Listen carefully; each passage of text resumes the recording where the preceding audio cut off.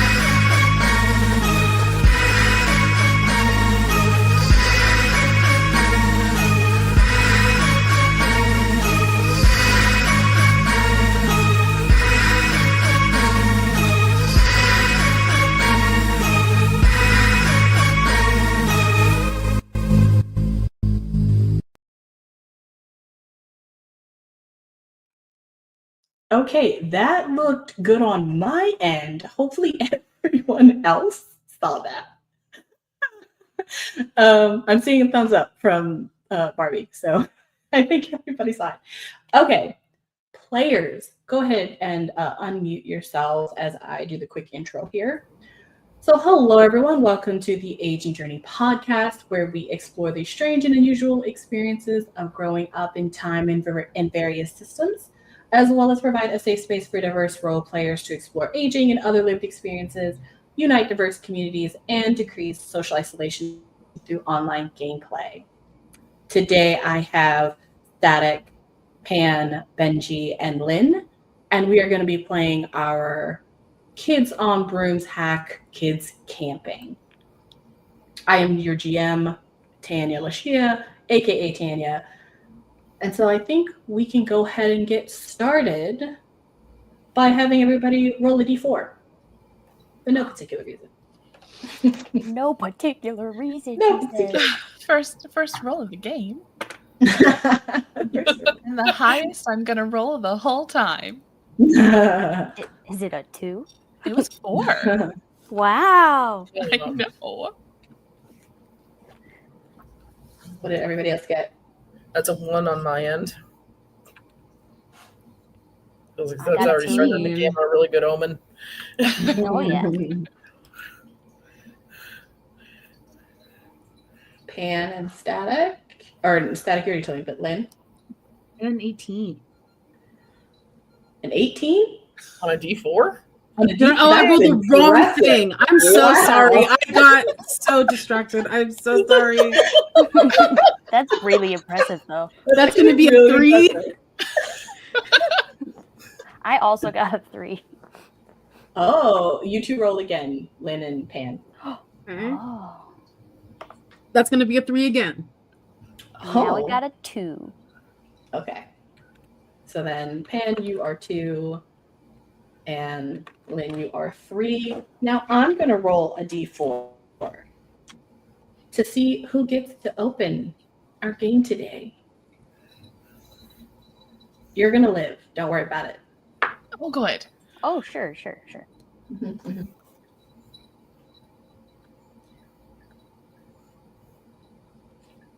Within our midnight sky, there's a lone globe, perfectly circular, with hues of orange, green, and dark blue on its surface. Shining brightly, giving this planet its undivided attention, is the sun. Bursts of orange and red fire, reaching out to caress its children. And circling around one another in a clockwise rotation, then subsequently circling the planet, are 2 moons, beaming a blinding silver. They share their light first amongst one another, and then in tandem with the world, called Hypharon.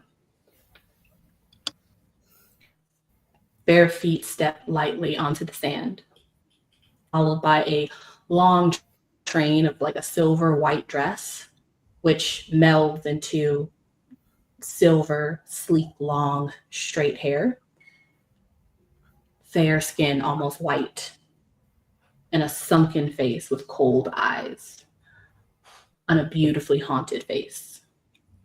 A goddess, no doubt.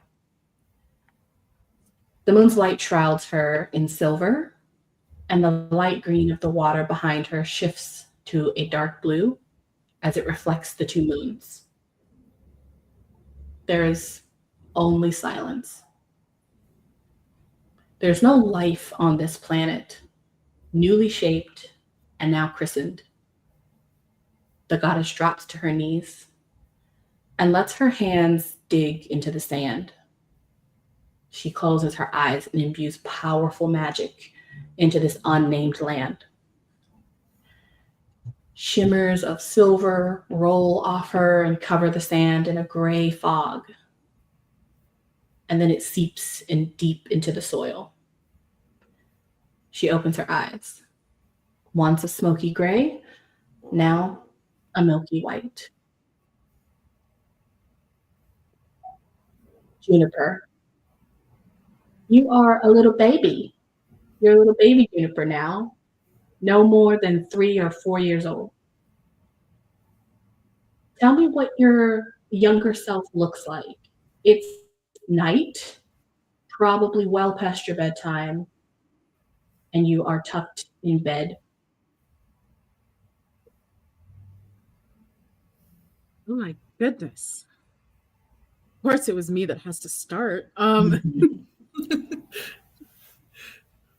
Juniper is probably around 2 feet tall,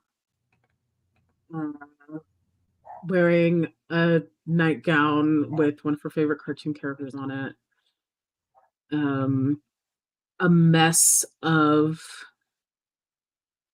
honey blonde curls going around her head.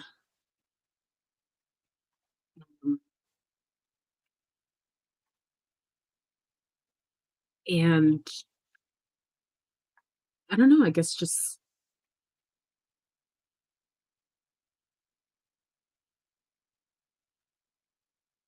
lying awake. Maybe one of those nights that she can't sleep. Yeah. There is someone in the room with you. Who would it be? Someone who has a soft voice and a soft smile, soft eyes. Who would tell you a bedtime story? Oh, her mom for sure. She is reading to you this story that I've just told you of this brand new world, this land, Hypharon, this goddess breathing magic into the land. And she's reading it from a very old journal that you've seen many times before, but it doesn't look like a book because you can tell that the words inside are handwritten. And she kind of just tucks you in, gives you a kiss, and leaves. After a few minutes, you swear you can hear whispers coming down from one of the hallways in your home. Make a grit roll. DC is going to be 10 to see if you can stay in bed. It's your bedtime. You should not be following whispers. I don't. See, thank God that's a 12 on the dice. Let's see. It's an 8. Okay. What type of whispers would make you get out of bed, knowing that you're supposed to stay in bed? Just whispers that seem like aggravated because she, like, obviously she goes to bed earlier than her parents, so she's heard them talk before, but it's always calming and never alerted her of anything. I think this time it's different. Like, she just knows it's not her parents. Yes. Like, there's one too many voices. A little too Excellent. distressed. Yeah. Strangers' voices, perhaps. Or at least voices you're not familiar with. No one in your immediate family, anyway. You hop out of bed and the pitty patter over to your door. And let's say it's slightly ajar already, and so you can open it and peer down the dark hallway. On the other side of the hallway, which seems like a mile away for you, you can see another door, slightly ajar. There's a silver beam of light shining through the crack.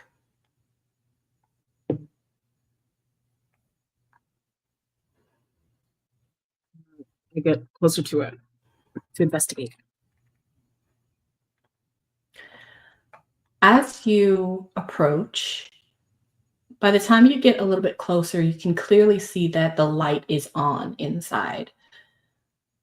And right when you're right up against the door, you can now much more clearly hear a man's voice. No one you recognize, though. In fact, just like you said, it's several men, people you don't know. But then you hear something else. You hear water, the sloshing of waves. You smell salt. And as you look down, seeping from under the cracked door is foam.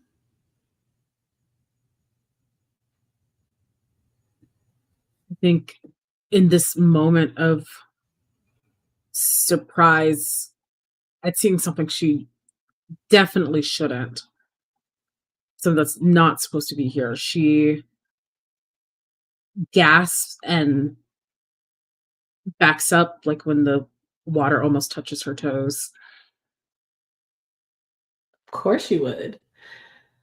The water and the foam kind of follows you, and as it follows you as you back up, so does the door as it creaks open. And the first thing you see is actually a bright white light, but it fades pretty quickly as you see something like it's from a book, one you feel like you've been read before by your mother. Inside of this room, it's not what it should be. It's now the sea. There's a huge wooden ship, much bigger than could possibly fit in this room. It's suspended in the air as the waves of deep blue water crash to the side of it. This is an impossible sight, and you watch entranced. As you watch the ship buckle and get pushed around by the waves in a room in your own home, the mast breaks and cracks, and the ship is overturned by a huge wave. You hear and smell and feel all of these things as if they are truly in front of you. And then the door becomes a wall of dark blue water as the entire room fills with what you can only assume is seawater, deep sea. And it's just dark blue black water. You stare deep into this dark water. It's a wondrous sight, but terrifying. A shadow in the water begins to swim. You can't really tell if it's moving towards you or if it's moving randomly in this deep expanse. Until, of course, it shifts its position and it is definitely coming towards you. When suddenly there's a hand on your shoulder.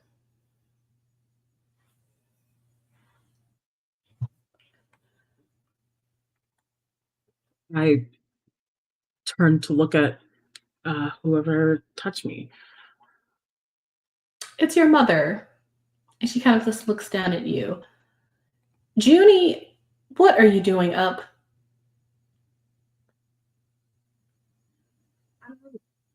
And she looks back to where she saw whatever that shadow was coming toward her. The door is fully open as you remember it. Inside, instead of a roiling, deep, dark sea, it's a library. The library that's always been there. There is no ship, no creature in the dark sea moving towards you. And she kind of looks at you. Come on, we're going back to bed. And she grabs your hand and takes you back to your room. The deep blue is replaced by bright orange and yellow rays of the sun high in the sky 8 years later. It is 6 a.m. in the morning. The camp bus is arriving at 7.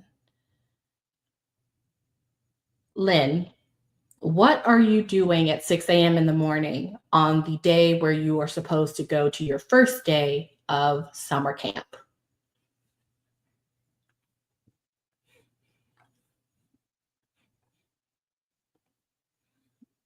Completely out, snoring.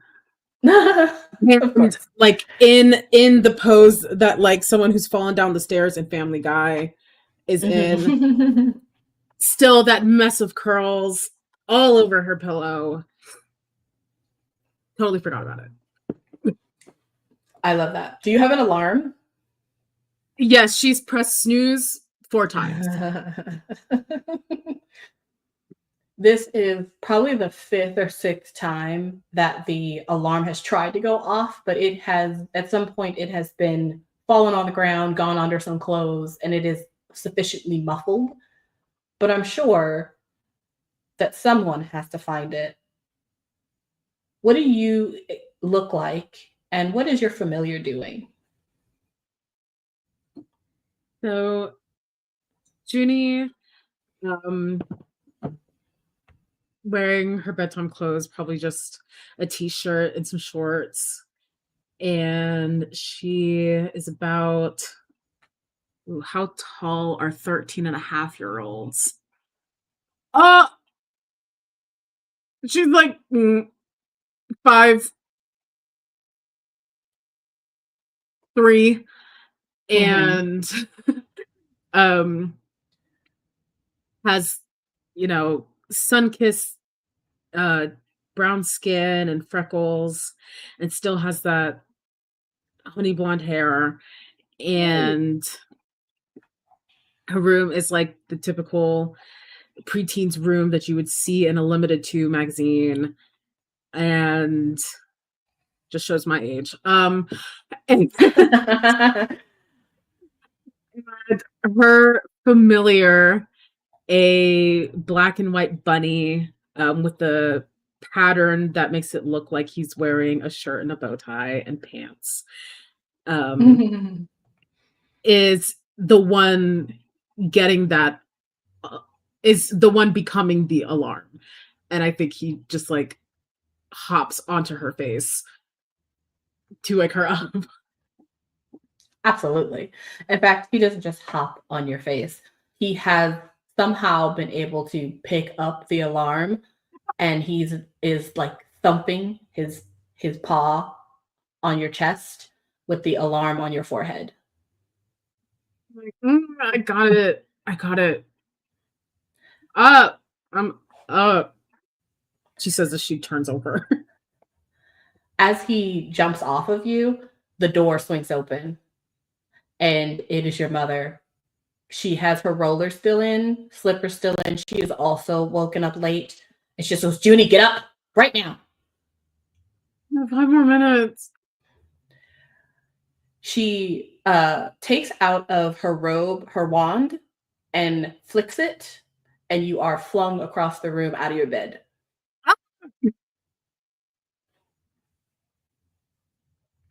The bus will be there in about an hour, but you've wasted quite a lot of time, so it'll take you some time to get yourself together and get out, but you should be able to make it. Yeah. Are you going to be like, what do you do in the morning when you are supposed to be getting ready? Are you like eating breakfast? Or is it just your mom? Who would be downstairs when you finally get dressed? No, I definitely think her dad is downstairs. I think he's the one who, gets up on time and prepares things, because mom too is always waking up late, and he's downstairs making breakfast and has coffee ready.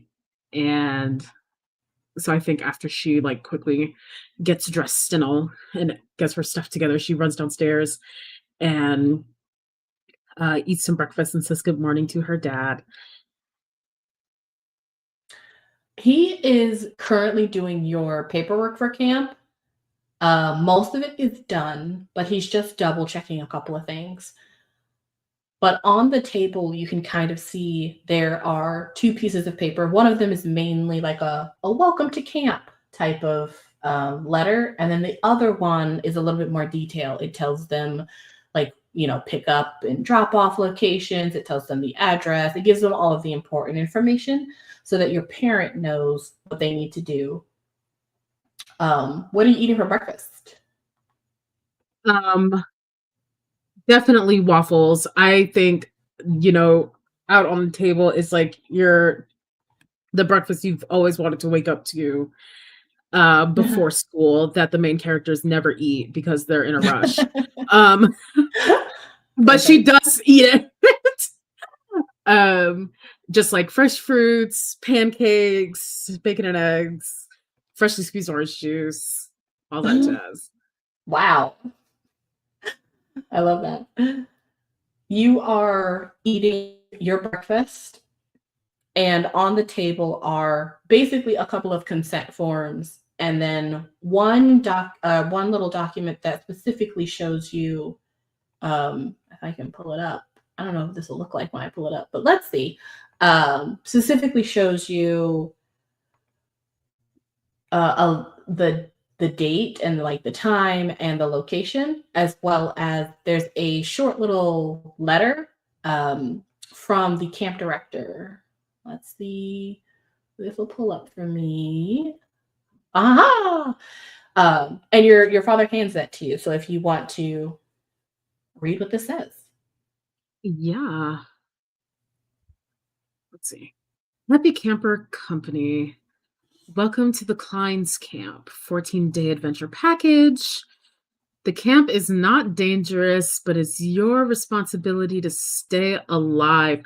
And she reads that and glances at her father. He kind of looks at you. I'm sure it's just a formality. Don't worry about it. Yeah, it's probably just the bears. When, today, where, Happy Camper Company dimension, only 230, wow, this is some small print. Only 237 children missing to date, record low. And she looks at her dad again. They've actually gotten much better at that. So that is an impressive number. It's much higher. So I would not worry about it. Let's hope I'm not 238. Hello, parents. Please find the necessary documents for your child. We're in. A message from the camp director, Dr. Myra Helmuth. Hello, campers. I'll read this part. Okay, gotcha. Hello, campers. I can't wait to see you and help you imagine a world where you are the architect of your own future. Come to camp and embrace solitude, test your skill, and be your own person. Create connections with people just like you, and create your own family right here at What a Day Camp. Stay for 2 weeks or come back to your camp family every summer. We could not be happier to have you. From my family to yours, happy camping.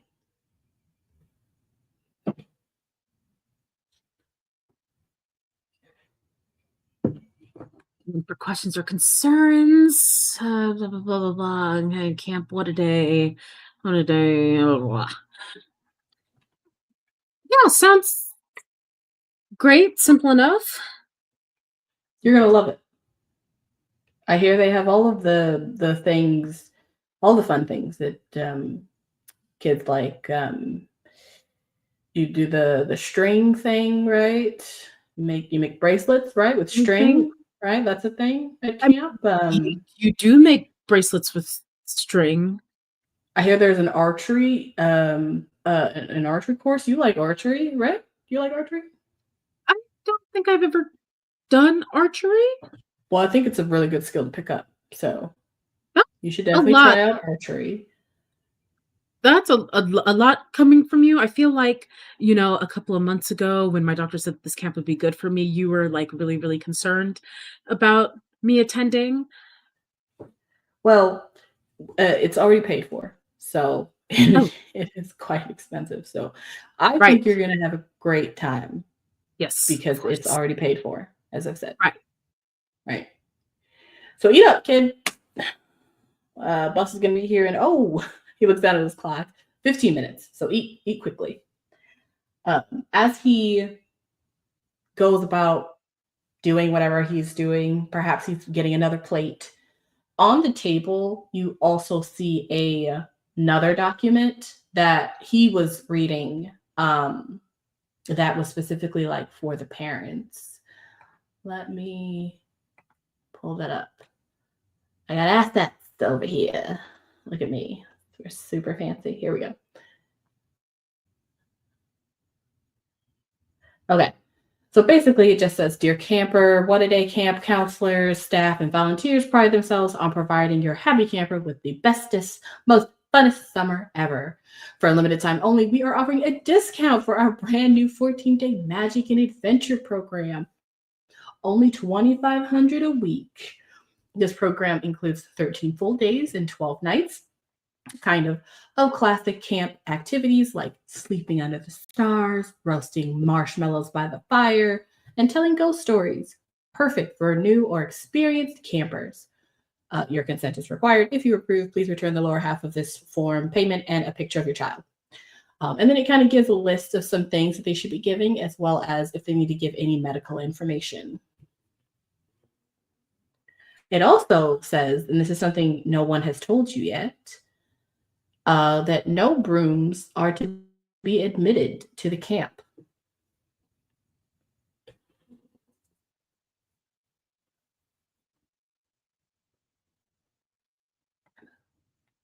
Sorry, say that last thing again. no brooms are to be admitted to the camp. No Oh, brooms fun. allowed. Great. Wonderful.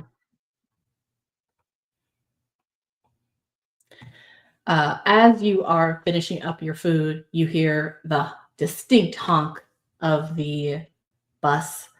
Have you packed at least? Yes, I do think she would have packed 4 days ago out of excitement.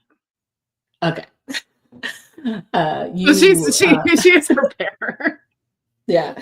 Your mother kind of whips around and she's on like her fifth round of making waffles. She's kind of cooking both in excitement and nervousness. But as you like try to run out to grab the bus, she literally still has a spatula in her hand as she like grapples you and like holds you close to her. And she's like, "Oh my God, baby, I'm gonna miss you. Have so much fun, okay? Have so much fun." And you can just call me. You can call me anytime, day or Yeah. night, Yeah. or at any time. Okay. Yes. They have my number. Do you Yes. have? Okay. Okay. Yes. Yes. Okay. Mom. You're gonna have so much fun. Oh my God, I'm so excited for you. Yeah. And she finally lets you go as you bound off onto the bus, and we will leave you there as we go on to. Let me see what my dice say. Who was number 2? I was number 2. And as we go on to Ebb. Wow, total shift change here. Okay. We move Yeah. on to Ebb. Ebb, it is, of course, the morning of camp. Where do we find Ebb this beautiful morning? So I have a question about that. Is this the Mhm. first camp of the summer, or is it a couple camps in? I'm going to say this is the first camp of the summer. Okay. Then I'm probably already at the camp because my parents would have flown over with us because my brother's a counselor, so he had to do like counselor things before Mhm. I could go to camp. So I'm probably in like a hotel or something about to go to the actual camp. Perfect. You find yourself kind of just like hanging out since you don't have anything to do yet until camp actually starts later that morning. But you know that all of the campers are set to arrive at 8 a.m. At the parking structure at the camp. And so you know that you're supposed to go over there at that point. The camp, though, is kind of open already to you. Would you be staying at the hotel or would you be exploring? I guess it depends if this hotel has a pool. It does have a pool. Mhm. Sweet, I'm at the hotel pool. Nice. Ebb is just chilling. Tell us what we see as Ebb gets herself ready to go to the pool and hang out until she has to go to camp. Well, when she walks out, she's still in her big puffer coat. And she doesn't really let it go until she's like slipping into the water and it just puddles on the edge of the pool. So you can't really tell what her skin looks like. But she's got a cute little swimsuit on, and she's got her boots on still. And In the pool? yeah, Love it. she likes how they float. They look kind of funny. And then she's got her familiar swimming in the pool with her. Of course. Yeah. He's a little mud skipper named Sploop. I'm going to say like 6 a.m. in the morning. No one's in the pool but you. Yeah. So that's great for you. Who would be basically like with you throughout the day? It would probably be, I would say it'd be Dad, because Dad's more of the caretaker and Mom's more of the business lady. of our family. So it'd probably be Dad. Excellent. He's a As you- super handsome man. Is he? Oh yeah, Dad is the siren and Mom is a sea witch. So Dad's really handsome. Nice. As you're kind of like swimming around, he is not in the water, but he is kind of walking around aimlessly. The hotel is fairly empty, actually, seeing as how this is the first day of camp, which is a bit unusual, but he doesn't seem too concerned with it. I don't know if I've decided if we're going to have phones, but let's say he's on some sort of telecommunication device. And you can kind of overhear his conversation as he talks to someone, but you don't know who is on the other line. And he's just kind of talking about a bunch of different things, but see if you can kind of figure out maybe what he's trying to say, because some of the words he's saying are odd. Sometimes he kind of slips into like another language almost, and you can kind of tell without even rolling that this is his way of having a conversation that he doesn't want you to know all the details of as he kind of walks around. Go ahead and make a brains roll. DC is going to be, I think he's really not wanting you to know. So let's say it's going to be a 8. Oh no. Oh no. I will never do it. I will roll. You never know. A 1. Hooray.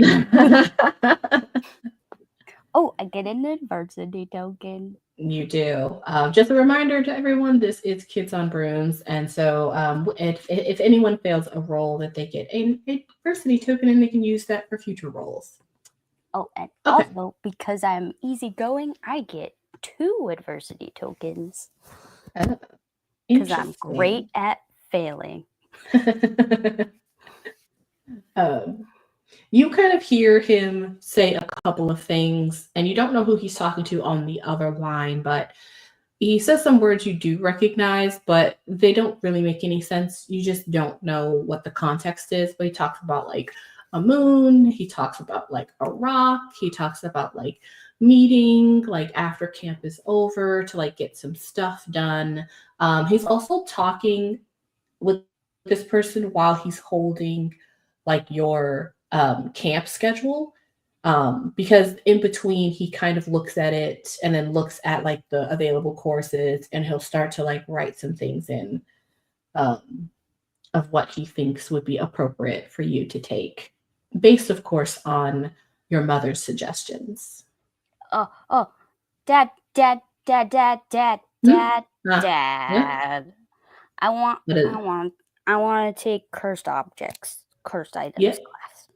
Yes, I have you taking the cursed objects. I have you in here. Okay.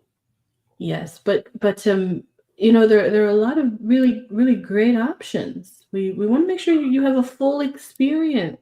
I'm not Right? good at the things. I just want to learn about the dead stuff and the cool, weird stuff. Well, now wouldn't taking some extra classes and the things you need to improve on maybe help you with that, right? I guess so. I don't know. That seems like I don't wanna. Okay. Well, let's just look, right? Let's just put a couple on here that maybe you'll be interested in, and if you don't like them, you can always change them. Mom said I'm not allowed to change them. He kind of looks at you a little, and there's something in his eyes there, but it quickly changes as he kind of catches himself. Well, Dad says you can change it whenever you want. And have I never told you that you can do one day anything you want to do in the whole wide world? Yeah. Yeah, because it's true. I know it's true, and you know it's true. So you know what? You can take whatever you want. Yeah. And he starts to just cross out all the things he was going to put on there. Aww. She's really happy now, so she's gonna blow some bubbles in the water and go way underneath. Bloop, bloop, bloop, bloop, bloop, bloop, bloop, bloop. You begin to swim under the water, and you kind of can see through the haze and the reflection, your dad kind of walking around on the top of the side of the pool. And under the water, you start to, I don't know if it's smell, but the consistency of the water seems to shift. It's I don't know, it was like just regular chlorinated water, but now it's weird. It's like a slightly thicker consistency. It's reminding you of swamp water the more you Ooh. swim. Yeah, not unpleasant. You're like, No, I oh, like that's this. nice. Yeah. But you continue to swim and you're having a great time. By the time you come back up, you see that your dad has a towel. He's like, well, we do need to get ready. We want you to go and meet everybody when they all get there from the bus. Okay. I take the towel, like I get out of the water and like wrap the towel around my skin real fast so that nobody can see. And then also put the coat on over top of the towel. You hop out and walk over to the door of the hotel, and you and your dad make your way to get ready for the day. Would you be eating breakfast and getting ready, or what does that look like for Ebb? Ebb likes urchins and oysters. Yeah, someone comes out with a big old plate of just like a variety of sea creatures, including urchins. There's some, like shrimp in there, all raw, of course, and sets a nice bowl in front of you. Yes. She just like cracks open all the shells like real violently and like slurps all the things out of all the things. Oh, Mhm. that's great. And then she gets ready by putting on her shorts and her really tall boots and a shirt and the big puffer coat over top of all of it, and then grabs her backpack full of stuff and puts Bloop in her boots, which are still full of water. Lovely.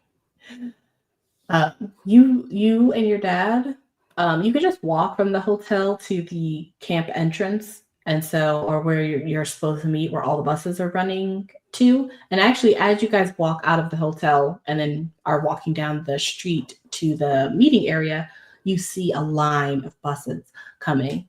And these are just regular, like school bus size, and they're full of campers as they kind of come past you. As you guys make your way to camp. Wow. And we will leave you there. And he's got two more. Let's see who's next. That was another one. 4. Who's 4? That was It's me, Gianna. Gianna. That That's was the last time Gianna. I'm going to do it, I promise. Maybe. We come across Gianna. Again, we're kind of going back in time to 6 a.m. in the morning. Where can we find Gianna? She is already awake, already dressed, and in with like the jackalopes, making sure they're fed before she goes. Of course. What does it look like for your morning routine as you get ready to be gone for 2 whole weeks?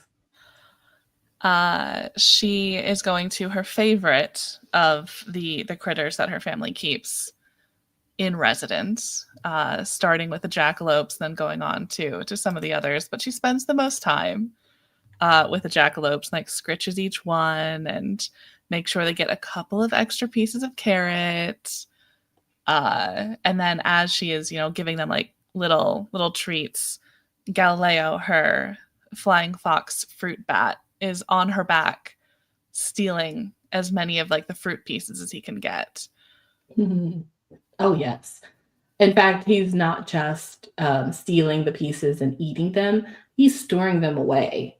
I mean, he's going to be gone for 2 weeks. Who knows when he's going to get this level of delicious fruits again. Correct. Where he's storing them, let's not talk about that. We don't need to know. Yeah, He is don't the need dad to of know. many mysteries. He certainly is. Who would be getting you off to the bus this morning? I think her whole family will make it a point to be in like the dining room for breakfast, which is mostly fresh fruit and pastries that her mother swears she bakes, but we all know she actually like has delivered. But her eldest brother Luca is her keeper, so he's the one keeping her on track and making sure she has everything she needs and everything's prepared. Her mother and father and middle brother are just kind of there to be like, great, get out, have a fun summer, 2 weeks.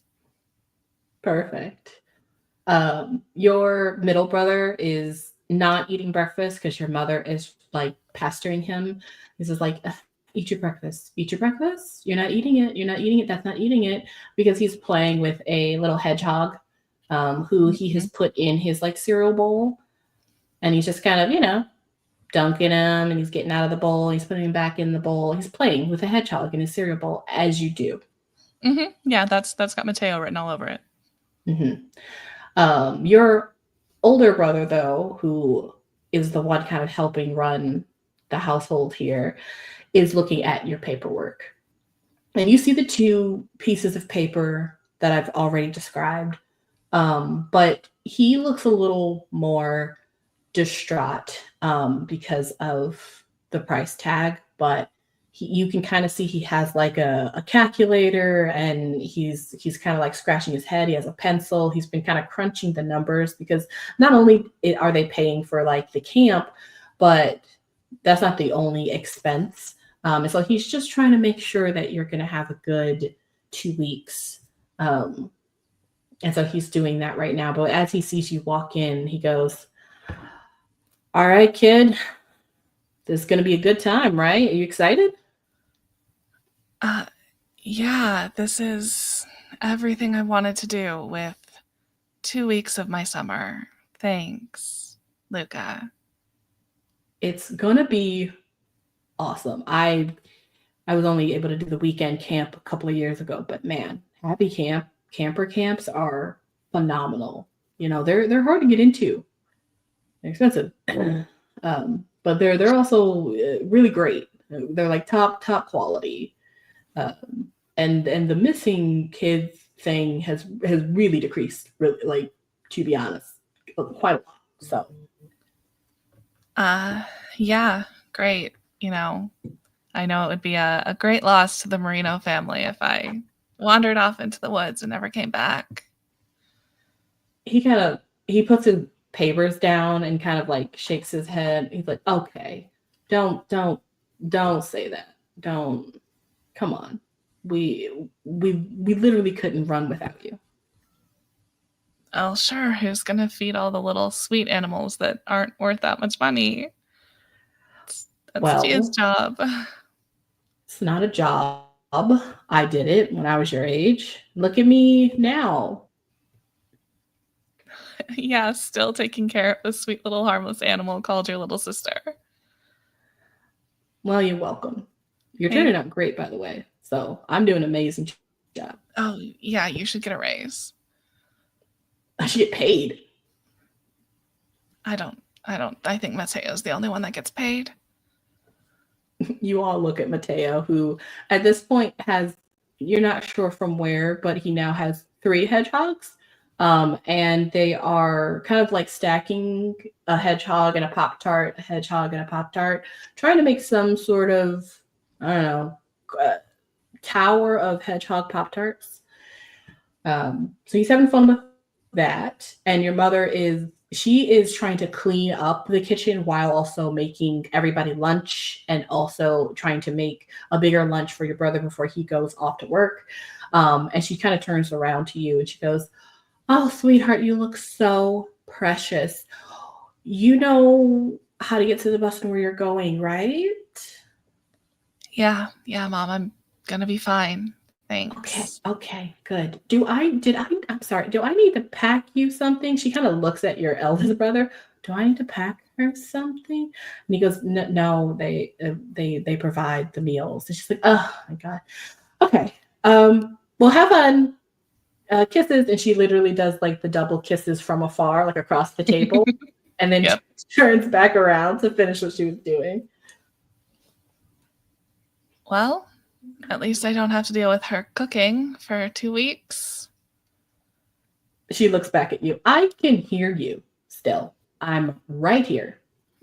And I am gonna miss it so much that when I get back, I hope you have a nice big meal ready for me. Luca, do you know where campers go to get lost? He starts laughing. He's like, "Look, just the bus will be here in a minute. Here's your paperwork." He kind of folds it and puts it in an envelope and gives it to you. And then he also gives you like a couple of dollars that he puts in there. It's like $20. He's like, "And here's a little something. I think they have like a camp store or something like that. Try to enjoy yourself, right? Have fun. It's the camp." I will do my best. All right. You are gonna have to like leave now though, because we have some things to do, and Just okay. Keep Mateo away from the jackalopes. You both again look at Mateo, and the hedgehogs are gone, and so are the tarts. But instead of Mateo being there, there's now a donkey. So Well, he's like, I don't think that's possible, but I will try. yeah, at least he's finally showing his true form. See you in a couple weeks. Have fun. He kind of yells at you as you make your way out. He does give you a blank schedule. He didn't create anything or add anything to your schedule. It just says on the top, like, do whatever you want, but have fun. Love, Luca. And you make your way to the bus.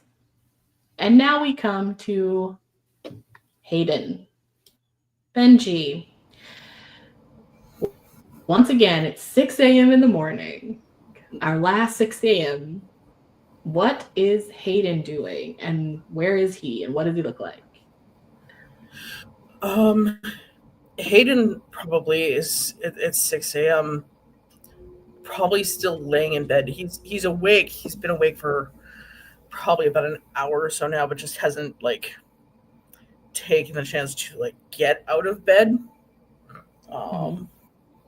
Still kind of just seeing the fringes of his hair in his eyes as he kind of is just like, okay, it's 6 a.m. Finally, just kind of almost having to will himself to get up and sit on the edge of his bed. Very nice. Who would be making sure you got off to camp this morning?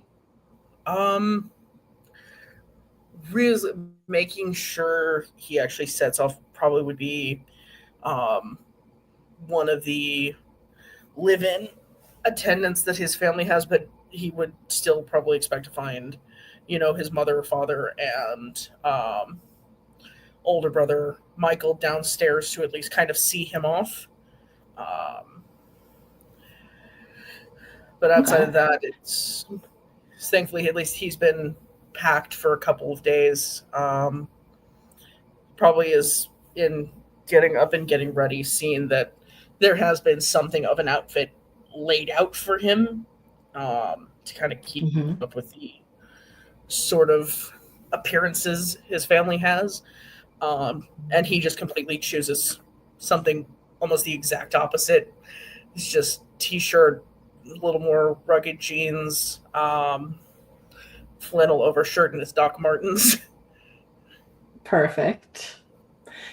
You are greeted this morning as you're getting ready by your oldest live-in, who has been with the family for, some people say, hundreds of years, because she certainly is looking at least 102 as she kind of wobbles into your bedroom. She's not carrying a tray. There's actually another person behind her with the tray, but she wanted to bring it to you. She has been watching over you since obviously you were a baby. She's been watching over your brothers. She's been watching over this entire family. Rumor has it she was even the wet nurse of your father. She's been in these halls a long time. And she's a sweet woman, but a bit forgetful sometimes. And so she kind of comes in with the person behind her, and she goes, "Hayden, sweetheart, Hayden." And she kind of looks at the guy, like, "Put it here." No, not there. Put it over here. And she's kind of pointing at the bed, and then she keeps moving her hand, and so he's not quite sure where to put down the tray. He's just like kind of trying to help guide himself to where she wants him to put it. Like, oh my gosh, just put it down. My goodness. And she looks at you. "Oh my God, I love your outfit. That's so cute. What is that? You're going for a lumberjack look. That's so cute. I love it. Are we going to camp today? Are you excited?" Cautiously optimistic. Cautiously optimistic? Okay, well, there's going to be some rough housing, I've been told. There might be some fishing or swimming in the lake. That sounds very exciting.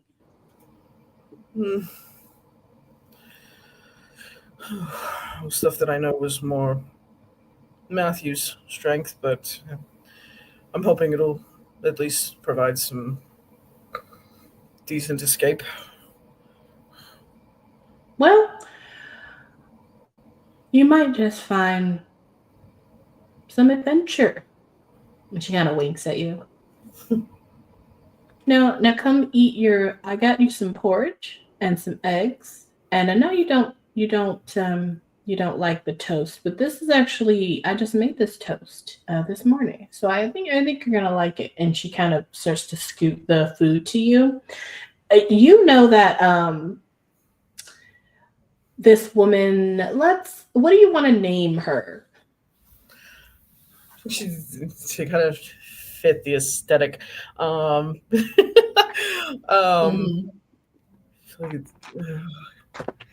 feel like it's something like Bernadette, something like that. Let's name her Bernie. Yep. Bernie. Okay. You know that Bernie is not allowed to use the stove anymore, given that last accident a couple of years ago, when she almost burnt down the West Wing. So you're not sure what this is, but you should definitely not eat it. But she is pushing it towards you and just kind of like sitting there because she likes to just talk with you while you're eating breakfast. What are you going to eat the breakfast or pretend to eat the breakfast, or what are you doing? Anything he's at least gonna humor and pretend to eat it. Because even he's looking at it, he's like, I'm not even gonna attempt to try and give this to Argos. He wouldn't even like do that whole thing that kids always do. Yes, Argos is probably sitting next to you like, don't even try it. Like, I know this trick. I've had what you put on the ground from her. Not gonna happen again. And so she kind of sits there and she goes, I've actually never been to camp myself, but I have I used to do quite a lot of adventuring you know. A long time ago, many years. Well before you were born. I don't do it anymore, but there are a lot of secrets in dark woods, deep lakes. So keep your eye out for mystery. It shouldn't be too hard. Mystery tends to find me anyways. Well, I won't keep you. I know you have to get ready. I hope you've packed. And eat your porridge. And she makes her way out of your room.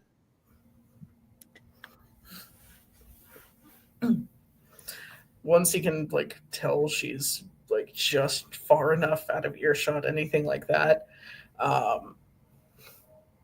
it is straight into the trash and doing some stuff to kind of cover it up that it's in there. Of course. The other staff are well versed in this little trick that they do anytime she tries to give them food, so they will make sure to clean that up for you. Yep. As you kind of come out of your room to go and grab, are you wanting to grab the bus, or are you having someone take you to camp? He has actually probably made a point of saying that he wants to take the bus, despite his parents very much disagreeing with him on it. He has made the point that, of anything, that was one of the things he was standing firm on. Love it. Okay. As you come downstairs, you do indeed see your father. He has your paperwork. Obviously, he doesn't have it in his hand. There's someone standing next to him that has it in their hand. But he is there to kind of see you off. Your brothers are there to kind of see you off. They have never gone to camp, but they find it really fascinating that you're doing this, going to this magical adventure camp. And so they're kind of looking at you right now, kind of interesting. As if you're doing something really different than the rest of the family right now.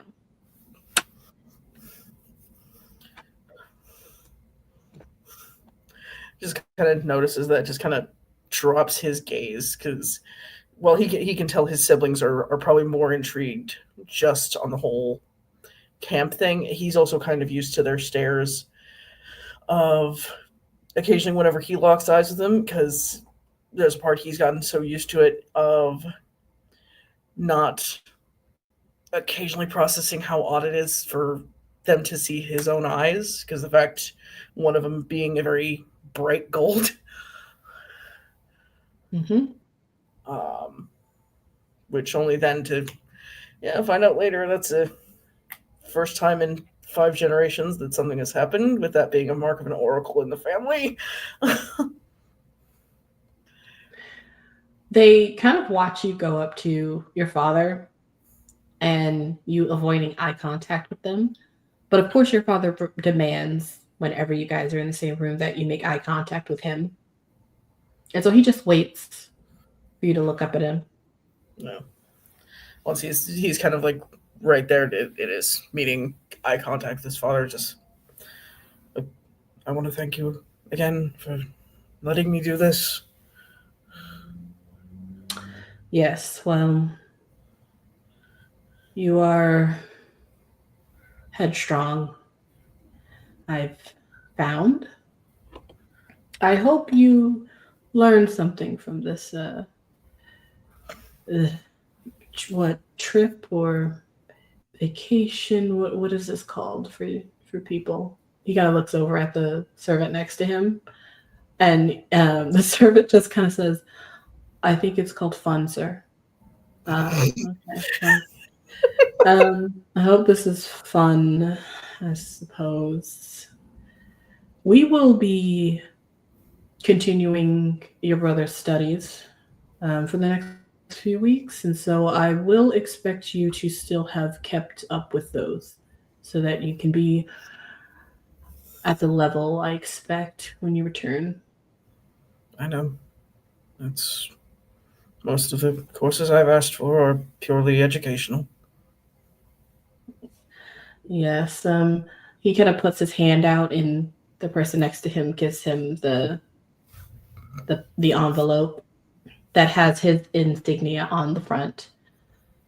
Make sure you hand this to what's that fool's name? Nestor, I think it is. Don't open it. It has everything he needs. Of course. I'll make sure it gets to them. He kind of just stands there awkwardly for a moment as he kind of looks around. You can kind of tell he's not sure if he should be affectionate in this moment. He's just kind of like, well, and he puts his hand on your shoulder and kind of pats it. I shall see you in 2 weeks. See you then. He just kind of pats the side of his leg for Argos to follow and out the door. It is at this point where you all converge. You arrive at camp at 8 a.m. Some of you driving here, or not driving here, but being driven here on the bus. Now, I will say for everyone that was on the bus and for everyone else, brooms are not allowed. You all know this. And your parents would have most likely made sure that you knew this as well. And they are assuming that you are not bringing your brooms. However, you may attempt to conceal your broom if you would like in some way. Is anyone doing this? Hayden is absolutely doing that. Yeah. Yeah. Yeah. Okay. Then, as you all arrive, there is one person, the person who kind of looks over everyone as they arrive before they get to the counselors, before they get to the whole station, who is clearly someone who has worked at this camp most likely for a very long time. And her name is Miss Gale. Miss Gale is going to require you to make a DC 20 charm check. I have a question. Oh no. Mm-hmm. So, my broom is an unassuming broom, so I could spend 2 adversity tokens to not be Mhm. seen. Can I do that? You can. I'm gonna do that. What is everybody else doing? Guess I'm deciding if I want to roll or not. Now. You never know. I know. Just for a reminder for everyone, even if you have a D4, you could explode a bajillion times.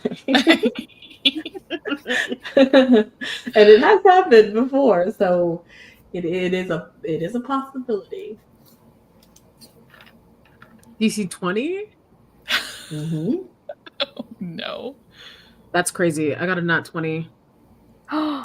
Nice. +1 for 21. Nice. Hell yeah. I'm glad that charm is my top step.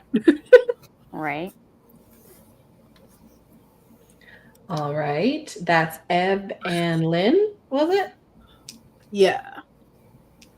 Well, it's not my top Junie. stat, but I have the arrogance born from being an old money family. That's a 4. Mm-hmm. Very nice. And Benji. Token. Is it 2? Lovely. No! Well, 2 of you get to keep your brooms. I named my broom. I have to keep him. Oh yeah. You all arrive with 3 of you on buses and Ebb already walking to the main area. and I will actually show you the map. Ooh. Stab Lakes. Yes. Aptly named. Aptly love it. named. This is something that is handed to you by Miss Gale, and she introduces herself as such. She is a really heavy-set but short and stout older woman, and she is wearing like literally like overalls and like boots. Like she clearly works both like across the camp in terms of like maintenance and things like that, but she also does a lot of the work in terms of making sure that the camp is safe along with the warden. And so she is at the front. She also has, and Hayden, you'll find this interesting, she also has dual colored eyes. One of them is a shimmering, it's not gold, it's more of like a copper. It has like a bit of a pink hue, but one is a shimmering kind of copper, while the other one is just a regular brown. And as everybody walks past and all the kids are like talking to each other and having a good time, as they come through the front area where the parking is, she just, in fact, not her head, but her eye will look at every single person. And they go over Ebb. And they go over Juni. And then they go over Gianna. And then her head kind of looks at you. And then her eye goes over Hayden. And before you guys could continue to walk, she goes, "You two, hey, you two, hey." And she's like putting her hand up so you can see her. "You guys want to come on over here and see me for a minute?" She is not asking. She's just being polite.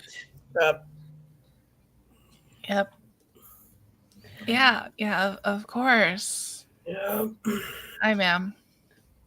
This is the first time you two have seen each other, Gianna and Hayden, and you are both standing right next to each other as she kind of looks at you.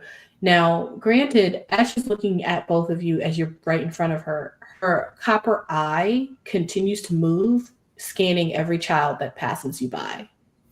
So only her other eye is actually looking at you. "Hey, how y'all doing this morning? Y'all good? Y'all excited for camp?"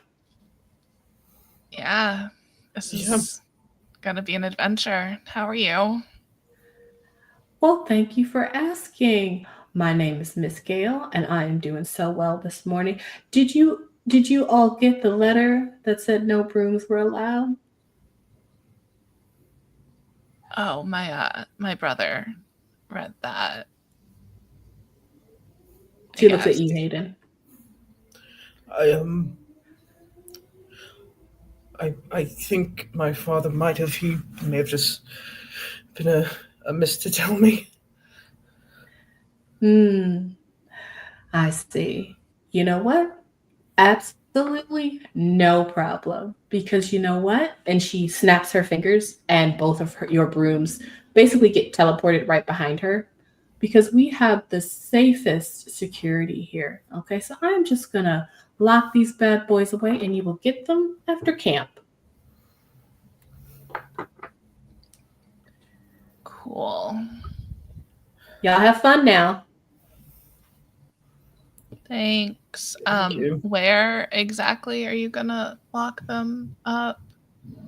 I mean, it's just that it's kind of important to me. My brother gave me that.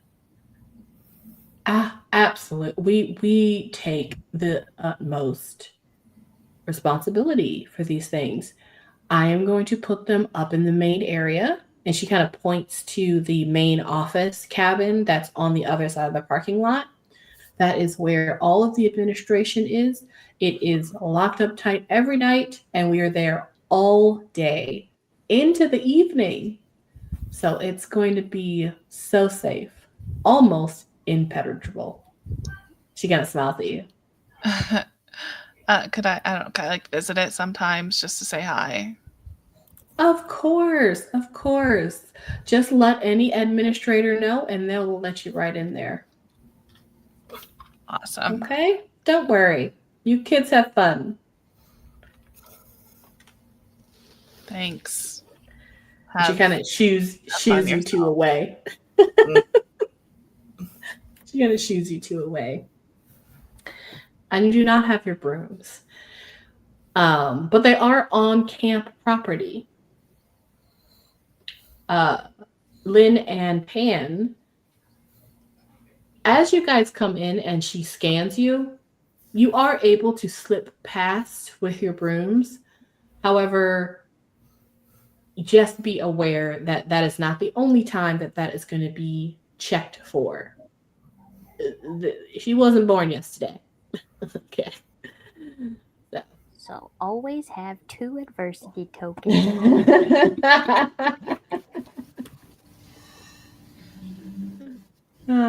As you guys come into the camp, you are given this map by Miss Gale. You are essentially checked over by her copper eye. And you have officially all arrived at Camp What a Day. As we can see on the map, there's so much fun to be had. This is a really unique camp. The camp is beautiful. The main portion is surrounded by thick forests in the south, and then it has like exposed cliffs on the north right side of the map. And so that's on the north side of the property to the main side on the other side of the lakes. And then we have several lakes. I believe there's 1, 2, 3, 4, 5. And then on the other side of the lakes are an expanse of like basically a desert that has dunes, and they all have fun names like Bury Me Dunes and Stab Lakes and Break Leg Point and Daria Forest. Some of those you guys made yourselves, and some of those I kind of made up on my own. On the map, there's also the bright colors of symbols, which basically we'll talk about when you actually get into using the map later, but they show you where you're going to be doing some of your activities. So if you're doing like a STEM activity, they're going to be in certain places, and they have corresponding symbols. And then, of course, you just have a whole bunch of other stuff on the map. You have where people live. So you have the warden's quarters. You haven't met that person yet, but that's where they live. In like a little camper van. You have the main office where you guys are going to go to later this afternoon. You have the nurse's tent, a couple of places where you're going to do other activities like an arena, and like a big old tent and things like that, a couple of cabins, and then you have these little fireplaces, which are kind of like bonfire resting spots, which are kind of all over the place. So plenty to explore for your 2 weeks, which is going to last a whole campaign. So Nice. yeah, so it's not going to be actually 2 weeks.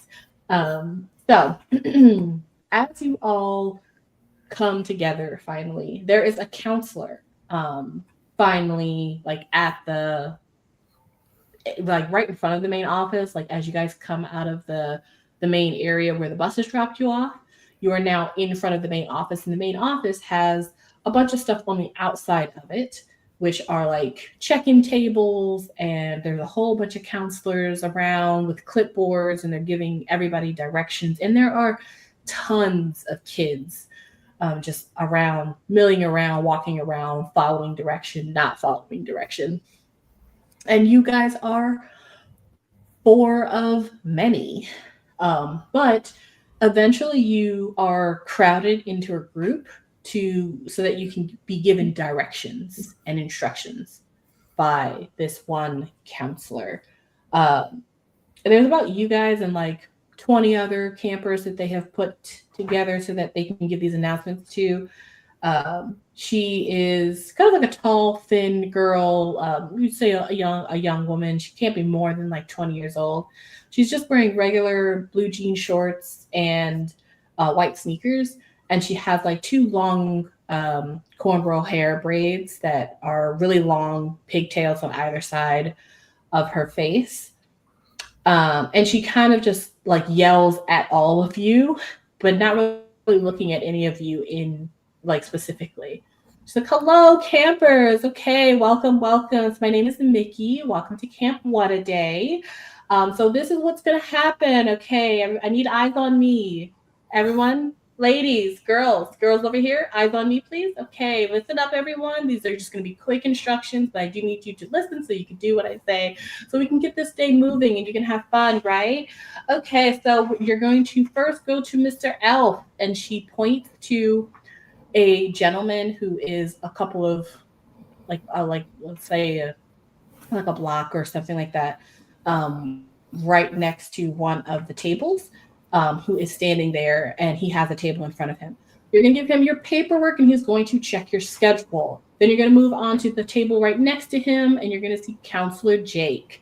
Right next to him is another table. There's another counselor, a counselor that's sitting at that table, and he has a couple of campers in front of it. And she continues, he's going to check in your bags and get you your tent assignments. Okay, everyone following? Excellent. Then we're going to send you over to the nurse's tent, and she points to a much bigger tent that's a little ways away from this whole area. But you can again see a bunch of kids going in, a bunch of kids coming out. There you're going to meet Miss Angelique, who will check in any medications and ask you some questions just to make sure that you all stay healthy with us these next couple of weeks. And then finally, you're going to go to the main building, and she points to the main office, which is right behind where you're all standing, where all of like the outside like tents are and all the tables are. It is basically a huge kind of like cabin mansion, where that is where you will all go after you're done with all of your check-ins and going to all of your tables. And she just goes, then you guys are going to go there. We're going to meet the camp director, Dr. Helmuth, and then we are going to all go to dinner at the mess hall, and I'll take you there. And then we'll all go to bed for the night. So let's get us moving. I want us all to stay together. So you four are together in this group along with a bunch of other kids.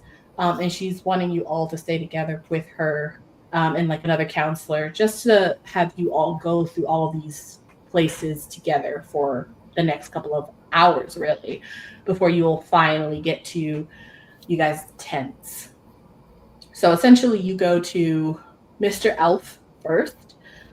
He is, how do I say this? He is a bit of a hollow shell of a man. He definitely looks like 55 when he's only 30. And he's wearing like he's wearing like a sweater vest, even though it's like 80 degrees outside.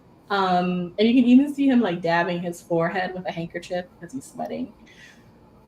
But he is kind of hunched over a table that, unfortunately, it must be like the reject table, like the last table that was left, because it's actually a little too short for him. So he's really bending over it. And there's just papers all over the table, no organization. And he's trying his best. He's trying his best. And so he waits for all of you to give him your paperwork. He reviews the paperwork we kind of looked at before, and then he also checks your schedule. Has everyone been able to do their schedules? I did.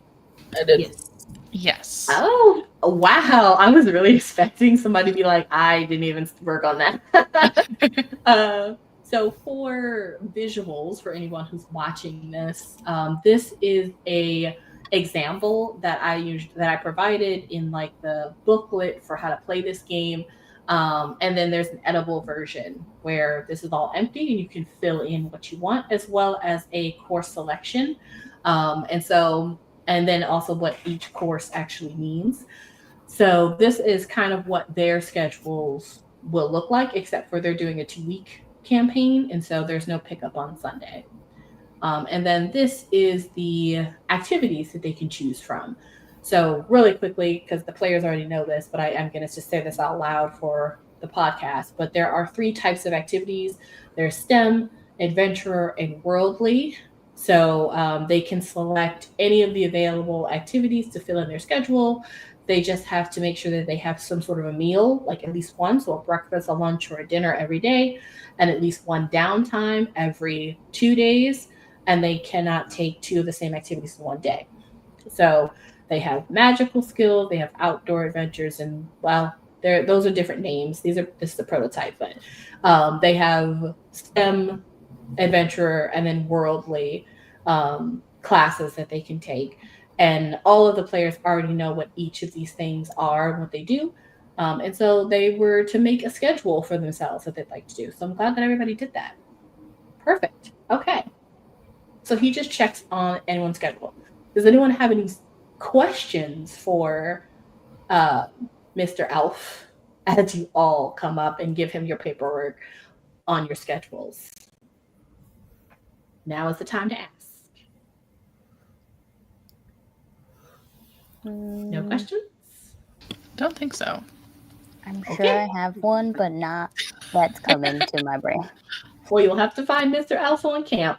And that's exactly what he'll tell you. Like, all right, kids, if you guys need me, I am actually over at the I'm usually over at the administrative building, which is the main office, or you can find me at the staff cabins, or sometimes I'm over at the lake, helping with the canoes. You can just find me around, just ask around and you can grab me. But if you have any questions or if you'd like to make any changes to your schedule, please let me know. I would prefer it if you didn't change your schedule without letting me know. We really need to make sure that we know where you guys are at all times for your safety. But if you'd like to change it, I'd be more than happy to talk about that with you. I think next up you are to go over to table 2 to continue with the process. I hope you guys have a good couple of days here with us. And with that, you guys move on. It's a whole check-in process. If you've never been to a summer camp, this is pretty similar. Getting all of the check-in happening. So you guys go to Mr. Elf, you get your schedules finalized. You go over to Jake. He takes your bags and he puts your cabin number on it. You guys are cabin C.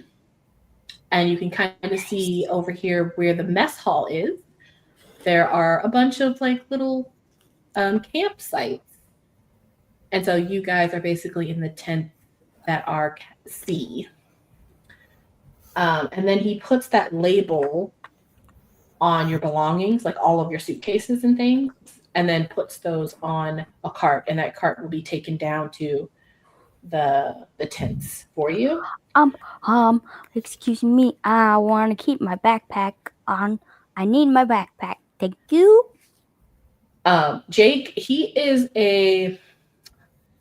kind of like, he's giving surfer dude. He's got the sweat bangs and the puka shell necklace. He's kind of like, okay, yeah, you need your bag. Which one is it? And he's kind of just looking at the bags.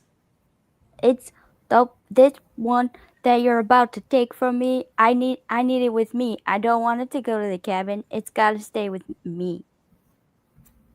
Okay. He kind of looks around as if he's looking for an adult because he doesn't know if this is allowed or not. Okay. Can I tag it at least? Is that all right?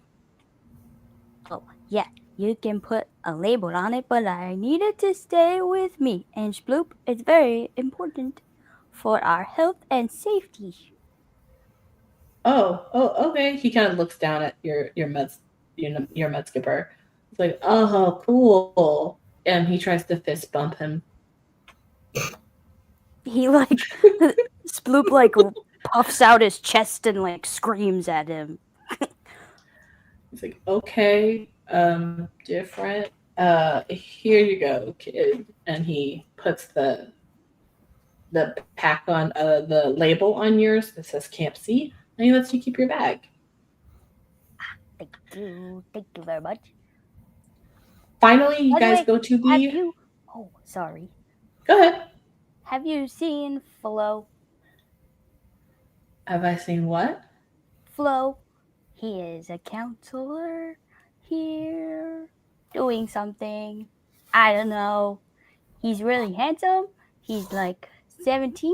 He's like got dark skin, and his name's Flo.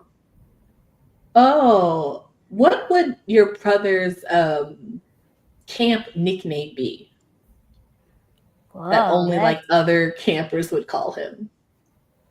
man, he'd probably be called Slick or something like that. Oh, yeah. Jake goes, "Oh, you're talking about Slick. Yeah. I think he's over on inside helping with the setup of the main office with Dr. Helmuth. Yeah. But how do you know Slick? He's my brother. Huh. Oh, cool. He tries to fist bump you. She like doesn't really know what to do, so she like shakes the fist. Man, your I whole love her. family's hilarious.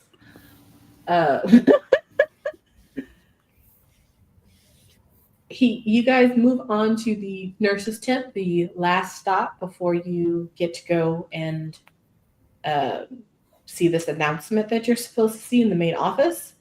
And the nurse's tent is, again, a really large tent as kids are coming in and going out, and you guys come up next as you hear a woman's voice say, "All right, 4 at a time," or something like that, and then you guys go in. Inside, you see that there is a strong smell of like dried orange and lavender. There are clearly like medical and medicinal items all over the place, but there are also more herbal remedies. There is a cauldron in the corner, and the woman that turns to look at all of you as she's holding these like manila envelopes, which you would suppose have your files. Her name is, she introduces herself as Miss Angelique. And she is a very beautiful, really tall woman, but she's wearing all white in like a toga style dress, and with a white head wrap that holds up her long braided hair in a long bun. And from her back are 2 huge white eagle wings. And she smiles at all of you. "Hello, everyone. Welcome to What a Day Camp. Please take a seat. Plenty of room. The seats are giant mushrooms." Amazing. Is there a really short one? There isn't, but as she sees you look around, she flicks her wrist and a short one appears. It grows from the ground. Thank you. She sits on hers, which is kind of the biggest one in the room, and it's kind of facing you all. "Well," and she kind of opens up a file and looks at each of you. "Well, are there any medications you need to declare? Any allergies, inhalers, things like that?" Yes, I have an inhaler. Excellent. She kind of takes like a little a bag and like writes your name. And she says, "If I could see it, please." Oh, okay. I am gonna get it back though, right? Of course. And she puts in 2 different inhalers. She takes them and she basically just writes down the information, the dosage required, if an extender is required, et cetera, just to make sure that she knows how to use them should you be unconscious and she needs to use them for you. She writes that in her like little notes, and then she gives you like a bag. She puts those in a bag, a clear bag, and then like seals it and gives it to you. She's like, "There you are, darling. You of course use that and bring that with you and everywhere you go, okay?" Right? Lovely. Anyone else? I have a thing. It's not really medicine, but it's kind of medicine. It's like a really important thing for my survival and health and well-being. All right. And she takes her backpack off and puts it on the ground and then pulls out the most giantest mason jar of like brackish, muddy water. And it's like, this is my emergency water. Is for me in case my boots ever go dry or in case Sploop ever needs a swim. She just smiles at you and she goes, "Lovely. May I see it?" Okay, just don't spill it. Of course not. She takes it and she does kind of the same thing, except for in a bag, she puts a sticker on the side, essentially just letting other staff know that you were allowed to have that in your possession at all times, very much like the bag that she gave Gianna. And then she also writes that down in another folder that she opens and then gives that back to you. I There also you are, give her dear. the recipe for how to make it, like out of regular water and salt and mud. Oh, that's great. Yeah, she writes that all down. She's like, "Thank you so much." Ah, And she looks at Juniper and Hayden. Juniper is the one who gave the inhalers over. Oh, Gianna. She looks at Gianna and Hayden. Gianna is like currently sitting on the mushroom, like cross-legged. It's like, nah, I'm got nothing. Very well.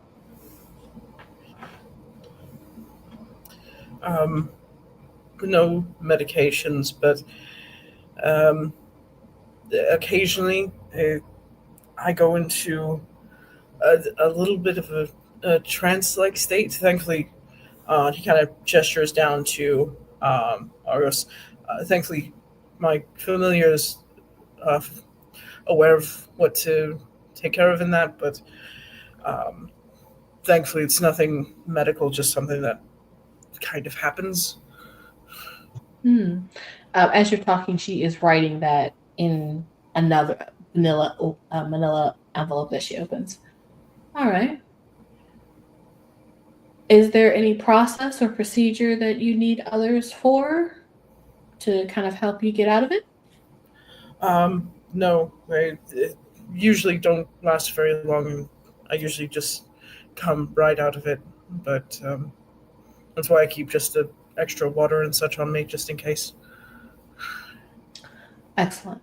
Thank you for letting me know this. She puts all of your manila folders, basically she like lays them out on a table that sprouts in front of her. This is another mushroom, but it's like a shiitake, so it's like a table. So it's like flat. cool. And she basically like spreads them out, and it kind of reminds you of like the spread of tarot as she puts them out and opens them and kind of keeps her hands on them as she looks at them. She just sort of scans what's on the papers, that some things that you guys can't see. But then she looks up at Gianna. Are you all right with aquatic familiars? What? In what context? We do have several at the camp.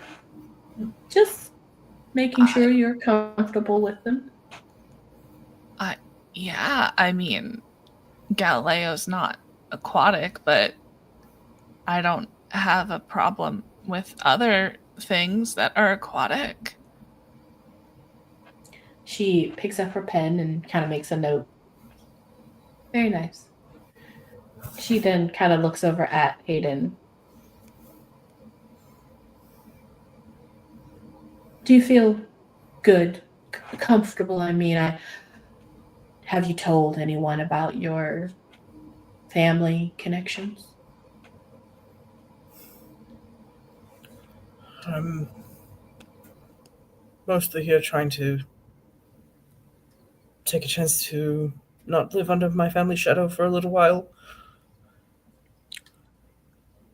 Of course. I understand. And she makes another note in your envelope. Then she looks at Junie. Juniper. She looks at you and then she looks at your rabbit. Your rabbit is just a rabbit, correct? They don't transform or anything like that. No. Just a rabbit. Very well. And she writes that down. And then she looks at Ebb. Ebb, darling. Uh-huh. Would you prefer a private place to feed? Ooh. I mean, it might be nice. I'm a little bit messy. Of course. I'll find you something. And she makes a note.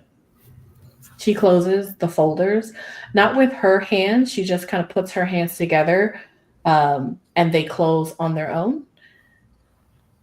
Thank you all. I hope you all stay healthy for the next couple of days. If you need anything. And at this point, when she says anything, she kind of looks over at you, Ebb, and her eyes change color for just a moment.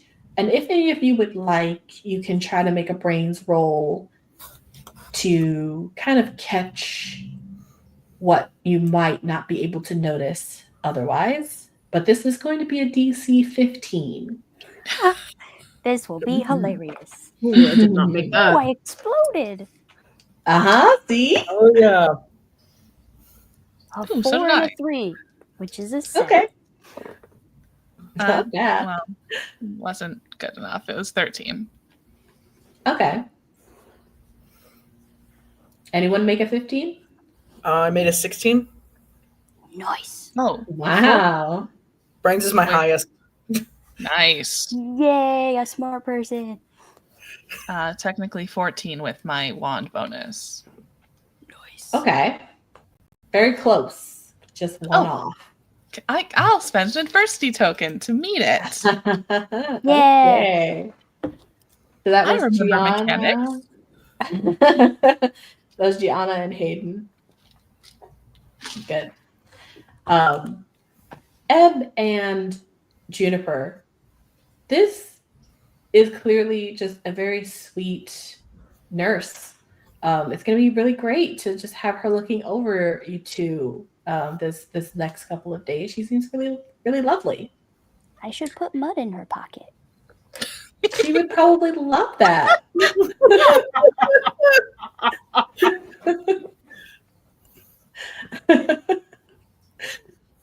Gianna and Hayden, however, I think Hayden, you see this first, that shimmer as she's kind of looking at all of you.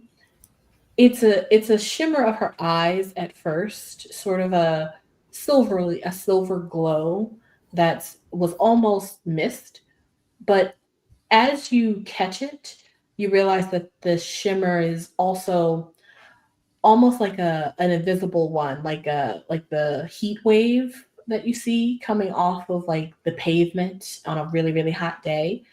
It's like there's like a shimmer of illusion that she is putting up, and you can tell that she has a charm spell constantly going.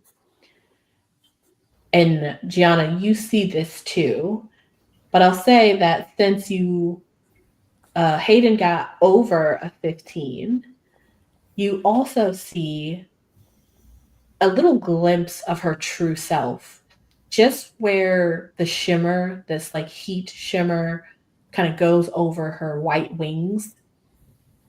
You can see underneath the illusion.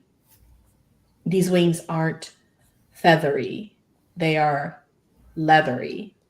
They aren't white, they're a dark purple black, more reminiscent of bat than feathered wings. And you can assume that perhaps she is a harpy.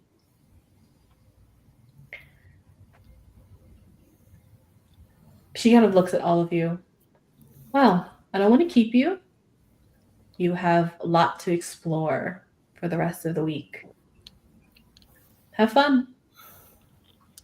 And she shoos you all out of her tent. Thanks. Last thing to do is to go back to the main office, but now you get to go inside. And so everyone is going inside of the main office. And you all basically are just going into the main lobby area that's like completely open. And Dr. Helmuth is standing in the middle of this huge open lobby room where you're all are just, you're not sitting, you're just standing. You're just all going in here to see and meet her. And then you're all leaving. So there's no chairs. It's not like an assembly. It's just, it's just like, hey, go in there so that she can see all of you. Do so as you guys I go in, see Flo in here? I think you would, yes. You would probably see him still kind of working with other counselors.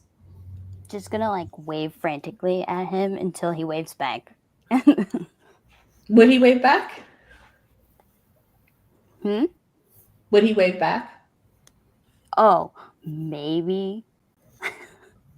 It would if he did, it would be sheepishly like, go back to whatever you were doing. Interesting. Okay. I'm gonna say you see him kind of like just milling around, moving some things from here to there. And he'll catch you, like, frantically waving at him. And he'll give you like a little wave himself, but then kind of go straight back to what he was doing. Okay. In the lobby, it's just her, the floor, and the walls, essentially. And you are all standing around him. There's maybe like 100 kids in here, packed in here. But you guys can see her. It's a very large lobby. And on the walls are portraits of former owners and camp directors, many of them with the last name Harvey. Dr. Helmuth is a strong-jawed, muscular woman. She's standing only like 5'6", but she wears an immaculate like pantsuit, but the buttons are kind of straining to stay closed because she's so muscular. Her face is very stern with like mostly wrinkles and like frown lines, but she tries to address you all, I guess, with a smile as much as she can muster. Welcome to Camp What a Day, named for the joy you shall have here. You all should be lucky to be able to grace the halls of the camp manor. She's sort of putting her hands up, kind of pointing to the portraits. The administrative halls where directors of this camp have held court just like this for over 400 years. I am Dr. Mira Helmuth.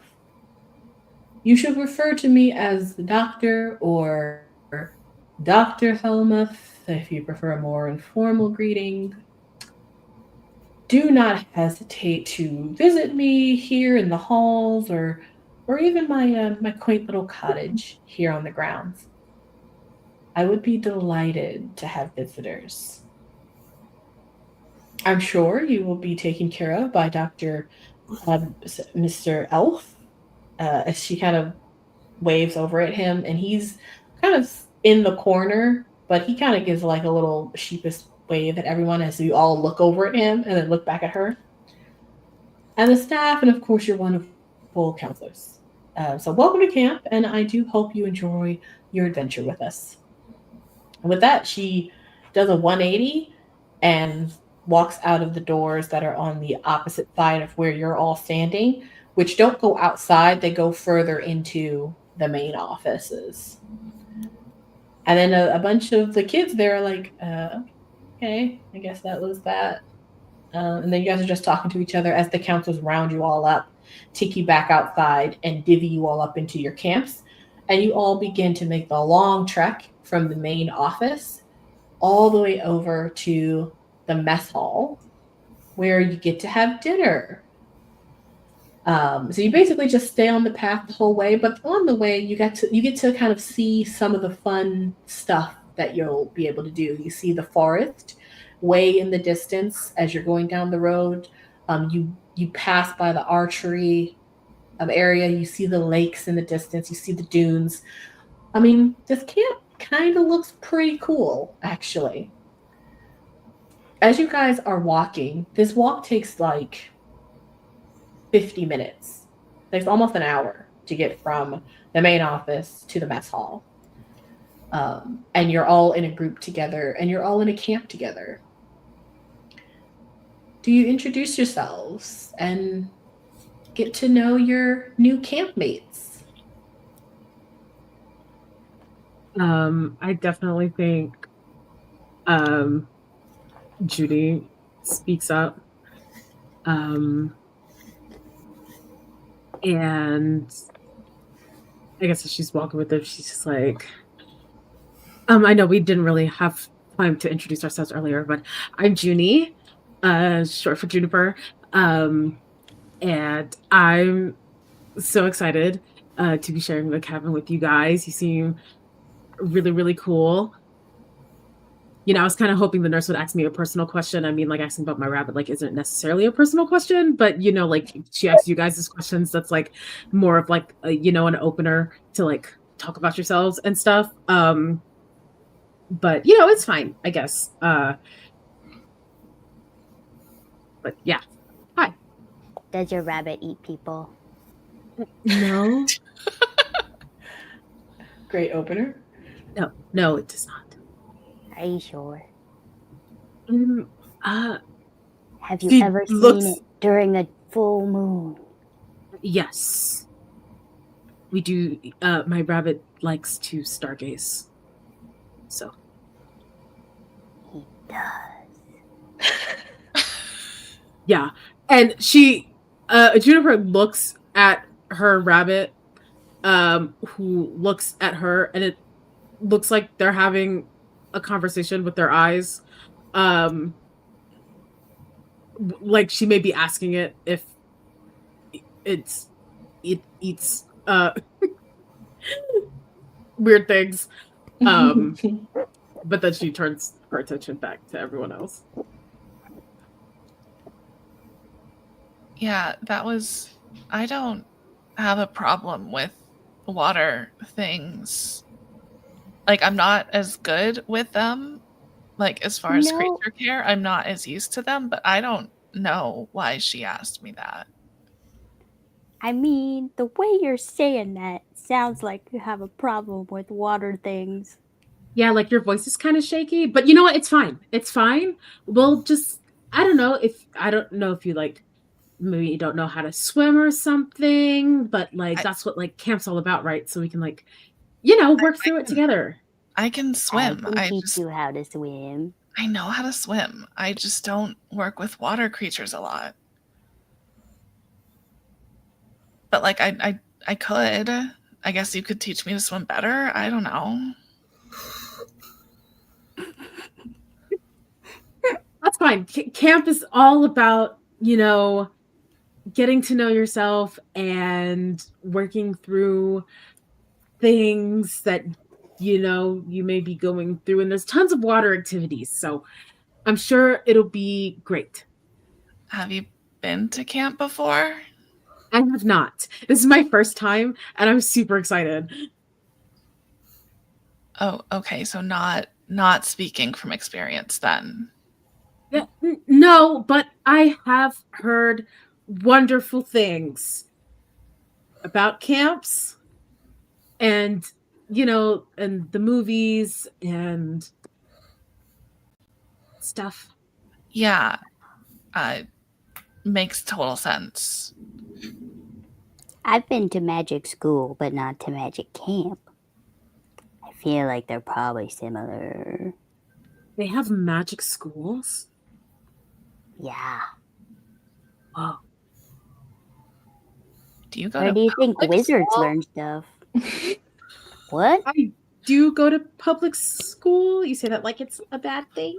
Oh, no. I don't know a lot of people that go to public school. How is it? What do you learn there? Yeah, your typical stuff, science, math, uh, language arts, some engineering classes. I really like art classes. And the gym is kind of fun. Cool. Probably not as cool as magic school, but School is school, right? Magic school's dumb.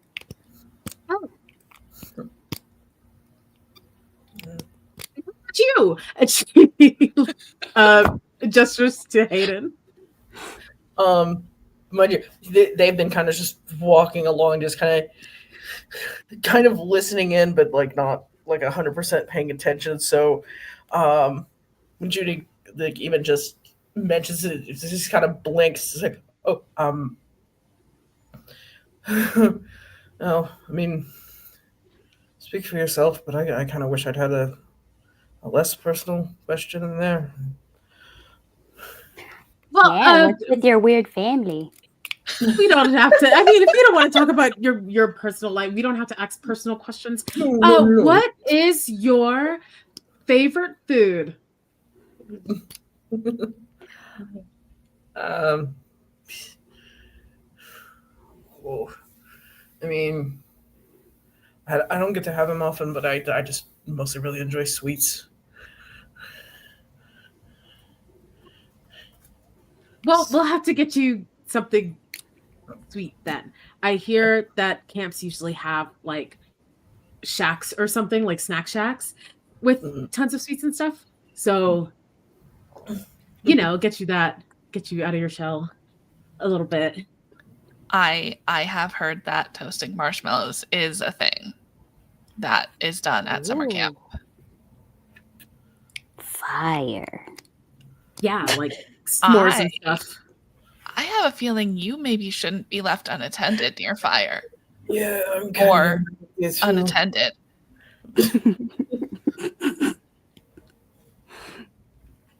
Well, they sent me to camp by myself, so it's probably fine. That's not the vibe I'm getting, but okay. You kind of remind me of my brother. You have a brother? Can you stack hedgehogs with Pop-Tarts? No. I never seen a hedgehog. Really? No, but I can weave jellyfish tentacles together. Do they like that? No, they get stuck. It's really funny. You probably shouldn't do that then. But then they become one giant jellyfish. Do they wanna be one giant jellyfish? Probably not. Just every word Ebb is saying, Hayden is looking more and more concerned. Okay. Judy looks so confused, like she's trying to mathematize the implications of tying jellyfish strings together, and also how do you stack hedgehogs with Pop-Tarts? What does that entail? Like, are you stacking the hedgehogs and the Pop-Tarts together? Or are you using the Pop-Tarts to stack the hedgehogs? That's what's going through her mind. And you see that her bunny also has the same look on its face. Amazing. Yeah, I think probably we should talk. You and I should talk about like animal welfare at some point. Maybe. Like eating them? I mean, not all of them. Like, what animals do you eat? Actually, that doesn't matter. I mean, you eat whatever you eat to survive, right? But like, are you? I don't think I know you well enough to ask if you ethically slaughter the food that you eat. That feels like a really personal question. Do you know anything about dolphins? And with that, you guys arrive. You guys arrive What? at the mess hall.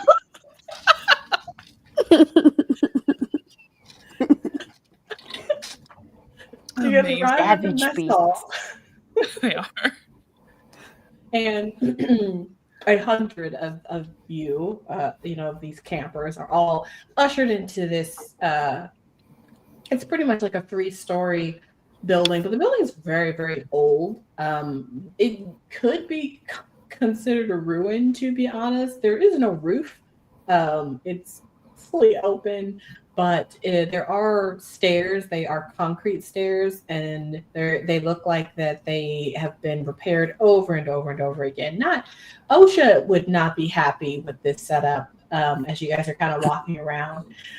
But there are tons of tables, and then there is a kitchen on the other side of a wall, and you can kind of see into the kitchen because that's where they serve the food. And it smells really good in here. It smells of fish and meat and fresh vegetables. You can kind of see people bringing out food as the counselors go get some of the food and bring them to the tables as all the kids sit down. And you guys eat a good first day meal, and you're able to have polite conversation at the table because the counselors sit with the campers. So they are like paying attention and like trying to get to know you. You learn that you are in Mickey's group. And so she sits with you guys and she's just kind of like, oh my gosh, so tell me all about you guys. I'm so excited for the next 2 weeks. What type of stuff do you guys like to do? Let me get your schedules. Let's see what, type of stuff I might be able to do with you. And you guys have a good dinner. She then, the process for dinner is to eat dinner. Everyone cleans up their own space, put their, chairs under the table, and then they leave with their counselors one at a time. And so you guys all leave with Mickey, and she's kind of walking you guys over to your area. At this point, it is already nighttime. It was a long day from 6 a.m. to right now. It's probably like 9 p.m. It was a long day. And that's not the usual days in terms of schedule that you guys will have, but today was a long day because of all the stuff you had to do. So she shows you to your quote unquote cabin, because it is indeed not a cabin. They are tents, but they're like platform tents. So there's a platform and then the tents are on the platform. And then they're all around like the circular area. Which would be a bonfire, but in this case is a circle of mushrooms. And she kind of shows you all to your tents. At your tents, you have your bags, so they're ready for you to unpack. And then she gets all the campers together after you guys have gone to your tents and gotten comfortable. She gets you all together to take you to the bathroom one last time. And there aren't like regular types of lights throughout the camp. There are basically twinkling huge fireflies that act as camp lights. And so they are kind of slowly rising into the air and then rising back down. And that is your light whenever you like leave your camp area. And at this point, it is late in the night and it's time for you guys to go to bed. As the night progresses, and you all try your best to get some sleep, you hear a strange sound. It's coming from somewhere. You're not too familiar with the camp, but you do remember that there was a forest that you passed, dunes, lakes, the main office, an arena. There's a lot of stuff here, but this seems close. It's a bit of a low-pitched whistle. It's not a metal whistle or like a whistle of a train. It sounds like someone is whistling, except it's just one long, low whistle, and then it stops. In one moment, you all are asleep, and in the next, you all are awake, by this whistle, but only you four. The camp is silent. The counselor is still asleep, and so are all the campers in your area.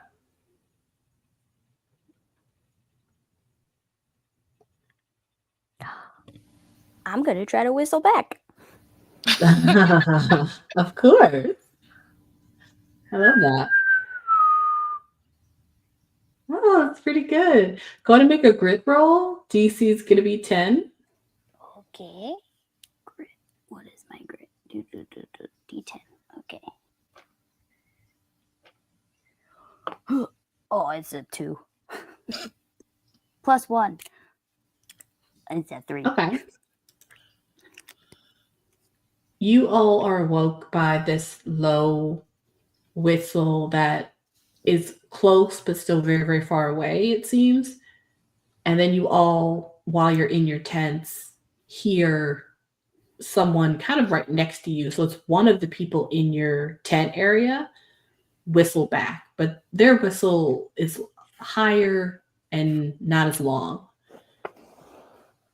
And then you all hear the same whistle again, this time still low, but closer. The same whistle as the first whistle. Yes. I think. Can I peek out the window? You can open up the flap. You're in a tent.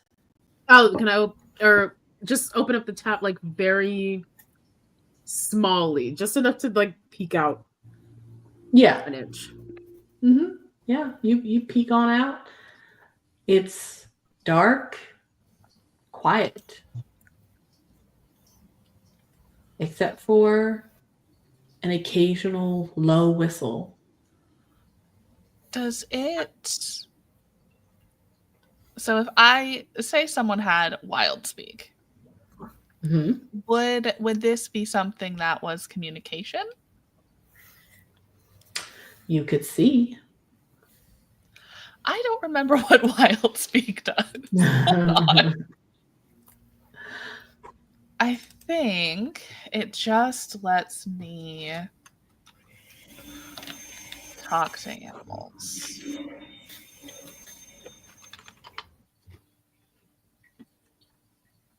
Maybe. Somewhere. Yes, you can communicate with any animal whose species you have knowledge of. Okay. Well, to try to see if you have knowledge of the species, make a brains roll. And any of you can make any roll at this point to try to figure out what you are hearing. DC is going to be a 7. That's a 9. Nice. This is not an animal. I got a 7. This is not an animal. I think... Oh, go ahead. I was just going to say that knowing that it's not an animal, I think Gianna's going to get out of bed and try and pull Juni away from the tent flap. Like, let's just go to bed. We don't need to know. Yeah, but what could it be? Like, who's up this late? It doesn't matter. We're not supposed to be up this late. Yeah, but it's like expected, kind of. I doubt anybody is asleep right now. Do you guys know the myth of this camp? What? That in the lake there lives a human-eating family of sirens. Do they whistle? Well, They come above ground. sirens normally sing, but whistles close. All the more reason to stay in our tent. I don't want to get eaten on my first night. That's definitely a third night activity. Why Yeah, is it a third night activity? I mean, I figure I should at least get dinner out of the thing first, right? Well, we've had one dinner. I'm not a cheap date. You're right. We should go to bed. Junie, do you really want to go see what it is? I'm curious, but I don't think I'm that curious. I mean, I am a little apprehensive.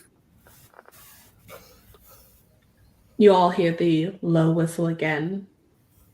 It's no longer as close as it was before when Ebb whistled. Seems to be a little further away. I think it's best not to provoke it. It's leaving anyways. Let me have everybody make a grit roll. Oh, DC is no. going to be 15.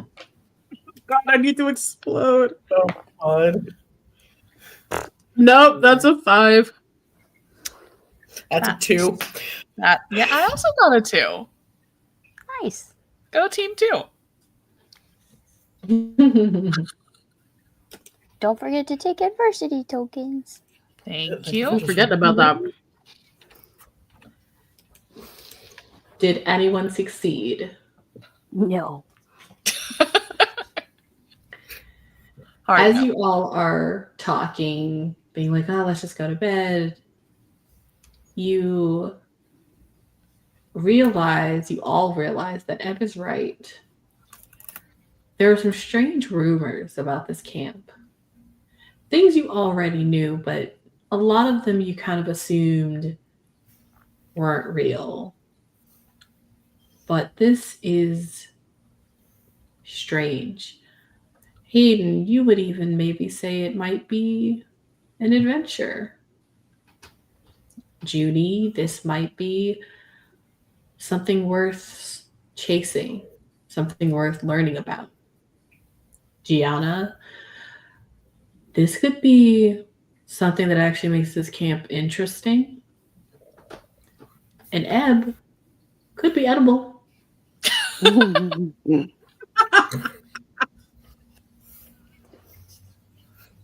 You all kind of have a overwhelming urge. You have to know what this is. And you all emerge from your tent. I don't forget my backpack or sploop.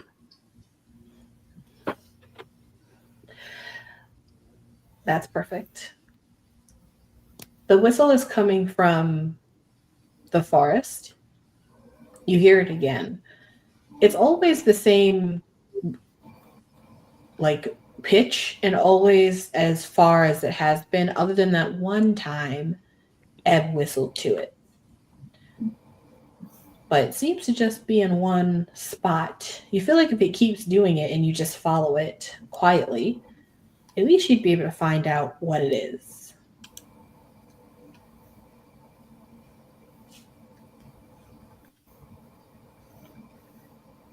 I don't think it's a siren.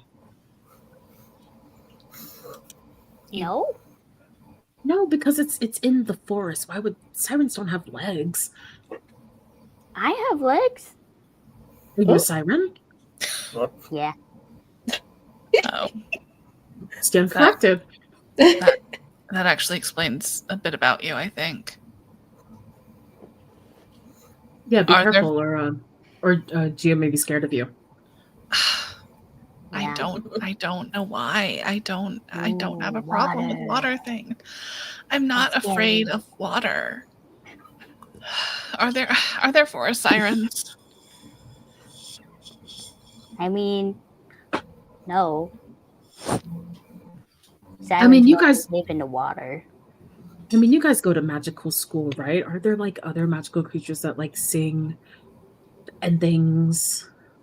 I mean, these guys are whistling, so I feel like maybe would I know of any whistling forest creatures?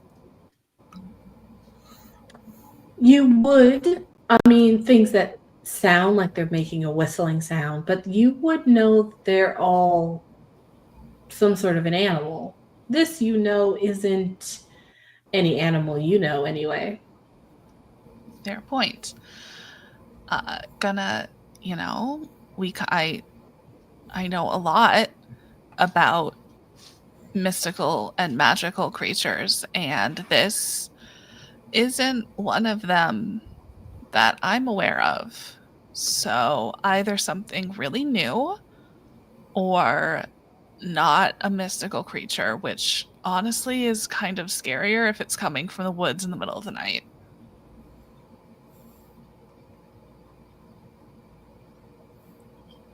You all hear the whistle again, but now you've been walking for a while towards the forest, and now you are just at the edge of the forest.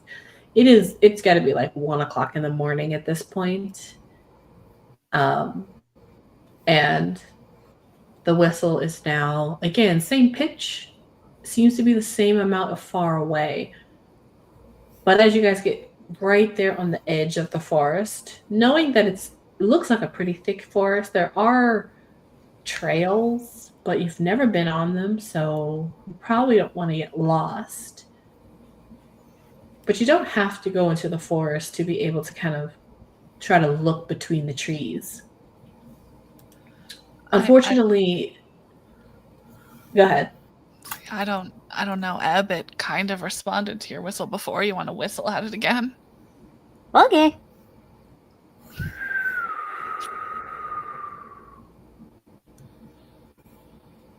Anything?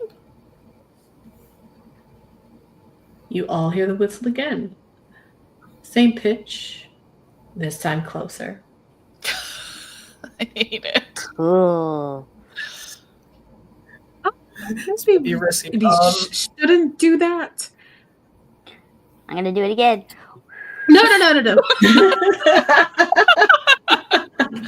was kind of just scrambling to cover Ebb's mouth. No. I mean, we're all the way out here. May as well let her cook. Let's see what we find. You don't hear a whistle in response this time. That's because the temperature begins to change, and the forest that was nice and clear just a moment ago begins to become very foggy. It kind of almost makes it really difficult to actually see through the forest trees now. This fog is also very strange. Not only is it cold as it kind of comes up towards you guys and touches you, but it creeps. It creeps onto the ground. It creeps up and over stumps, and it even kind of creeps up your legs as if it has a mind of its own. Does In it between the feel trees. moist? It does not Is feel it- moist. It feels dry, like dry ice. Oh. Mm-hmm. In between the trees, there's more fog, but there's something particularly wrong with something that seems to be moving in the forest. It's a very large, lumbering creature, you think. It's moving slowly but silently. You don't hear it, you just see it. And you don't even really see anything. It's a form of some kind, very large, maybe 12 feet tall, very broad, but the fog is surrounding it. So really all you're seeing is some sort of mass shrouded in fog, and really just two bright glowing eyes as Does it moves silently through the forest. Does it seem to be moving towards us? It wasn't until Oops. Yes. it hears you all. And then once again, you hear that low whistle. And its eyes move towards you. And it walks towards you. Nope. I think Yes. Gianna's Juni Gonna- starts taking people. He's like, nope. We're going back. And she starts like dragging people away. No. yeah. Gianna's definitely gonna I assume we have our wands.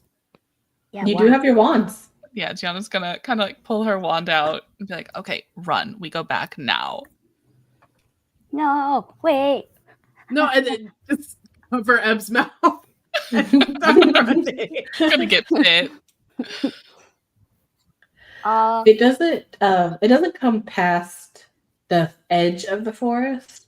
It just gets right up to the edge and kind of stands there staring at you all. Is there like a vibe check? If you wanted to do that, you would need to reach out to this creature in some way, not physically, but with magic or with your mind. And so that's going to be some sort of a charm roll. Okay. Okay. Sure. Why not? Yeah, I think as Gianna's backing up, she's gonna try. If you use charm to try to reach out to this creature, you're going to do a -1 for any roll that you make. Okay. And before you do your charm roll, actually, do your charm roll first, and then you're going to roll a grit. Oh, good. DC for charm is going to be 10. Okay, that's theoretically possible with this dice. 11. -1. 10. Oh. Just enough. Oh no, Just I have a +1 for some reason to my charm. Oh, because Because we're kids. So Well, that 11. negates it, so it's 11. Roll your grit. Oh god. That's a 1. Okay. How are you trying to reach out and understand this thing you're looking Yeah, at? I think as Gianna's trying to like back up and like she still has her wand out, she's hoping that everyone's backing up behind her. And she's kind of like the same thing she does with her wild speak, where she just tries to intrinsically understand the creature. I think she's trying to do that with this thing, even though it hasn't worked before. Okay. Are you trying to say something in particular? I think she's just trying to kind of like a what are you or who are you?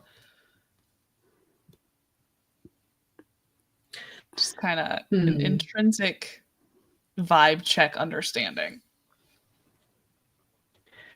I would say since your grit was a 1, but your charm was high enough, That's Gianna in a nutshell.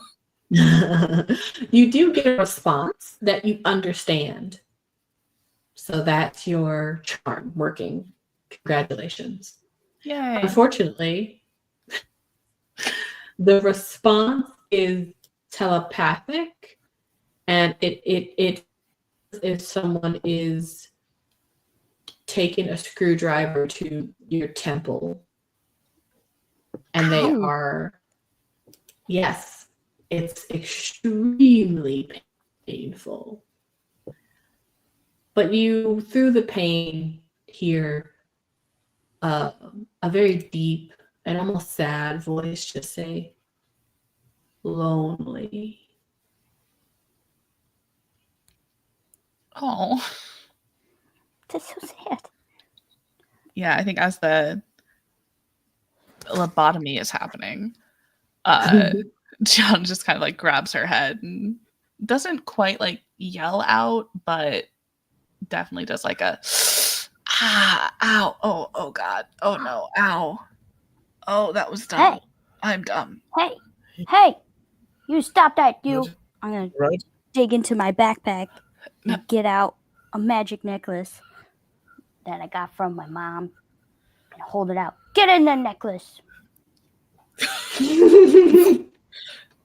What? No, Ebb, no, that was my fault. Not- It's Not you, the thing. Get in the necklace, I said. what? No, what?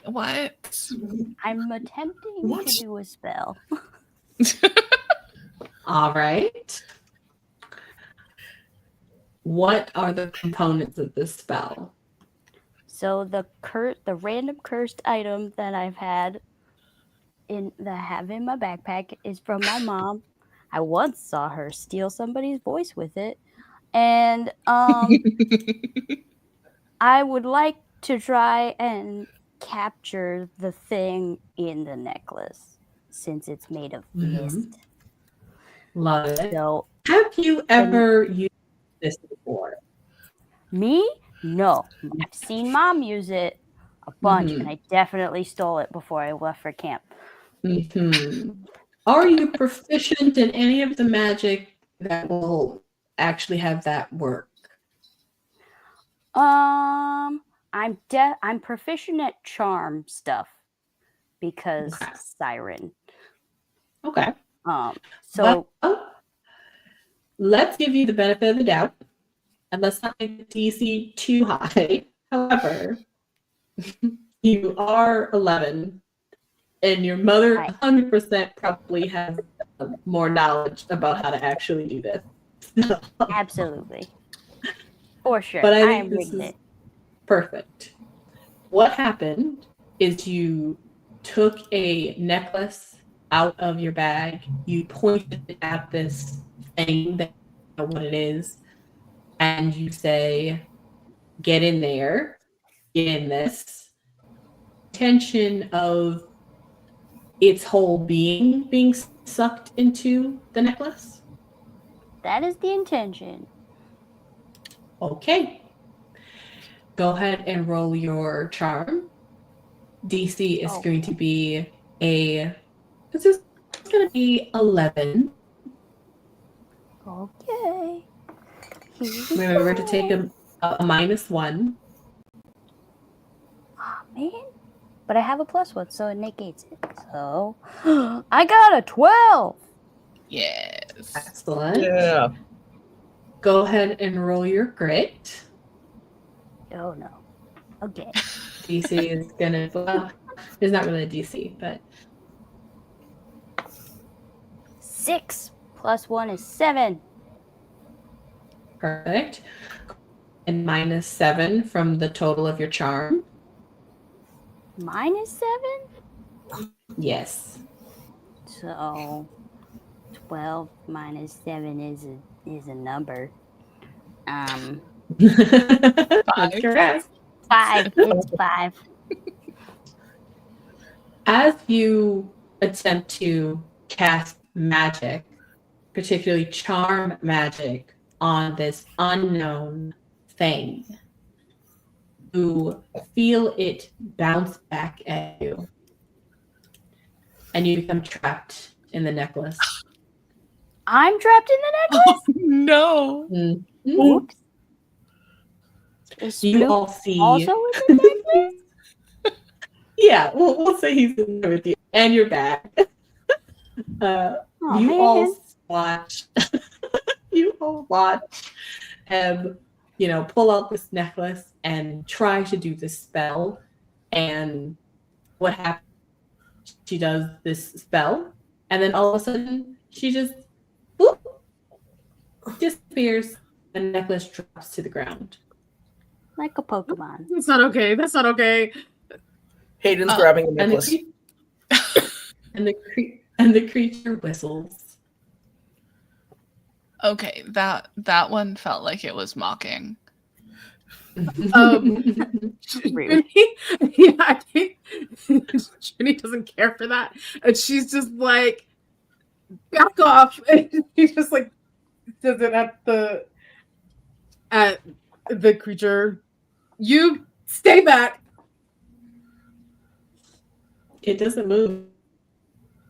It's just watching you all. Oh, okay.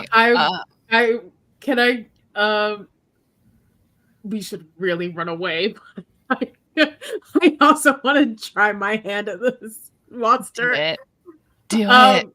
Okay. I'm going to try to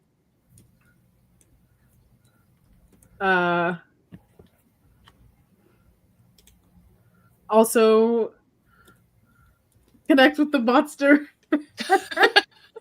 Not in a way that, I mean, she is curious, but she's fighting with this curiousness and is like, you're causing problems. You need to go away and leave us alone for forever. Mm-hmm. All right. How are you wanting to connect with this being? I don't know, just eyes locking onto glowing eyes. She kind of swats at the fog at her legs a little bit. As just like a show of like, go away. But she's like she stands there and she looks, even though she's scared inside, she is putting on a brave face now that one person has disappeared, another person has a headache, and another person is trying to get them away. She's like, I can do this. I can be brave. I was totally prepared for bears. This is fine. And she like looks it in the eyes and is like, you need to leave. And I guess uses her charm to try to connect with it. So uses her bravery to scare it off.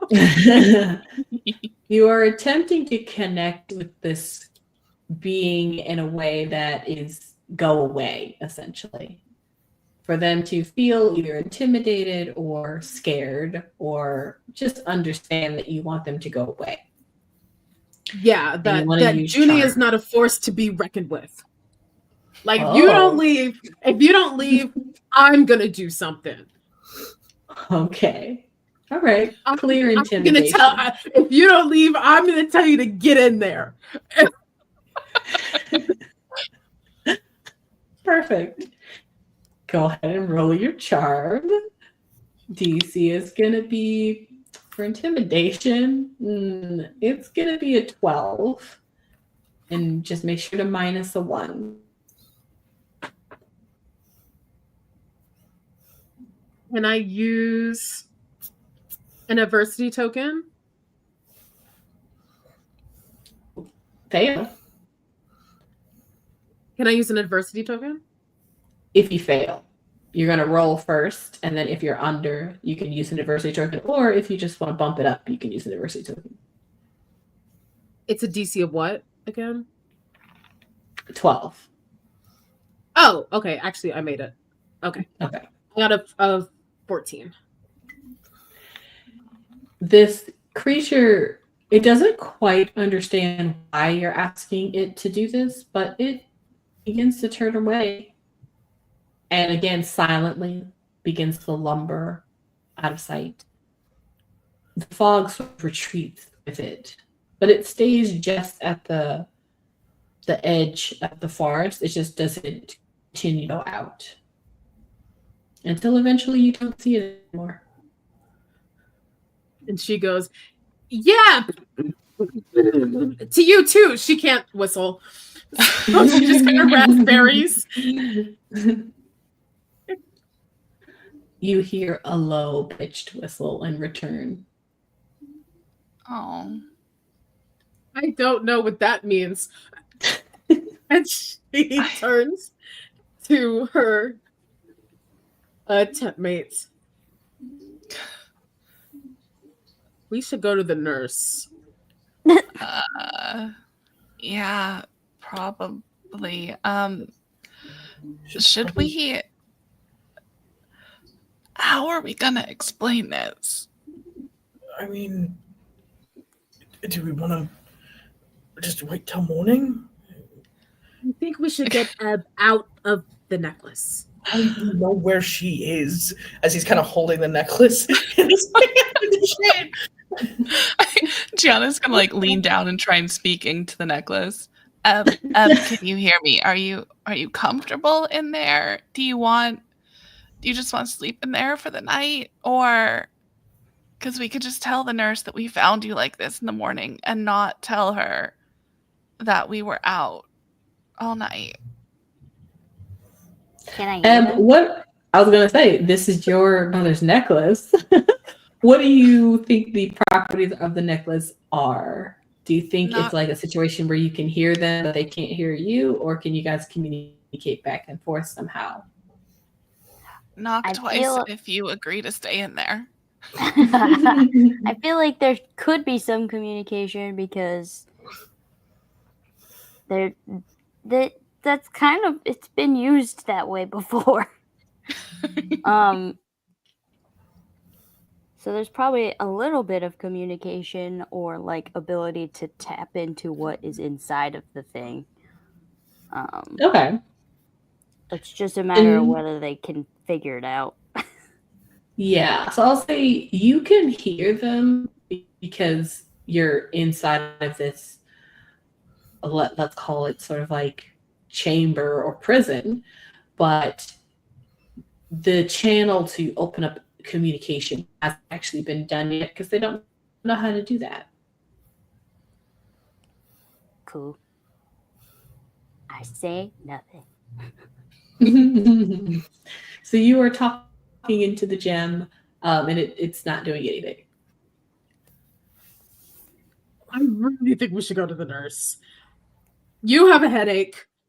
Oh, Ebb is that stuck was in there. You look traumatized. the I mean- headache. That was my fault. Sometimes minds are too big to talk to. That thing's Okay, really lonely, and I think we bullied it. No, I'm not a bully. And she like yells out into the woods. To make you feel bad. I take it back. I take it back. No, but like don't come closer because we don't know what you are. But like I didn't mean to like, oh god, this is going so bad. It's going Send so you into bad. the I just came here to make spiral. friends and it's going so bad. I'm scared of a creature. Oh, and it probably thinks I'm so mean. Oh, okay. We can worry about making amends with that once we figure out what to do with Ebb. Do you think the Right. nurse is even awake? That would help. Or maybe it's like one of those things where like you put it in water and then like something happens. Oh, yeah. You know, let's like one of those like sponges you get from the dollar store. What? What? No, you know like little sponges. They're like cut in the shape of like animals or dinosaurs, and it comes in like a pill, and then you put it in water and you leave it in water, and then it expands into like the shape of a. We should go to the nurse. Gianna and Hayden, you have never heard something so ridiculous. You know what? Okay, let's just go to the nurse, and maybe you should get checked out too, because that doesn't sound like a real thing. No, I promise you, like normal people, they not that I'm saying that you guys like are normal, but you're like okay. but the magic stuff. I go to public school, okay? I go to public school, and I go to the dollar store. The dollar store that you have like these little toys that don't really. I'll shut up.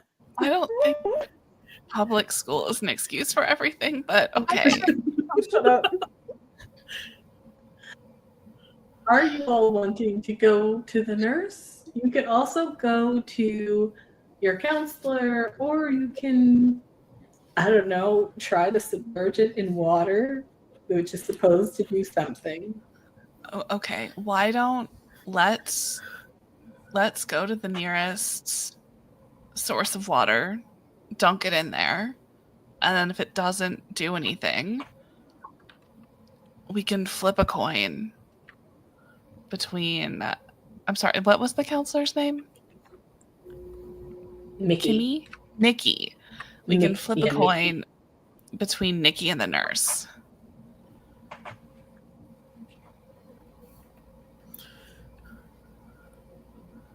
All right. Who wants to flip the coin? Well, we gotta try the water thing first. Yeah. Okay. What water would you guys like to try to use?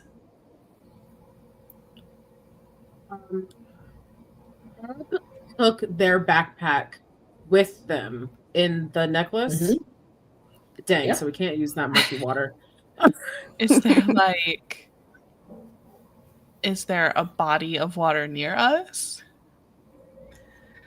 There is not.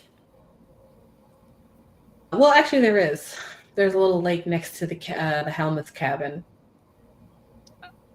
Let's go dunk her in the lake.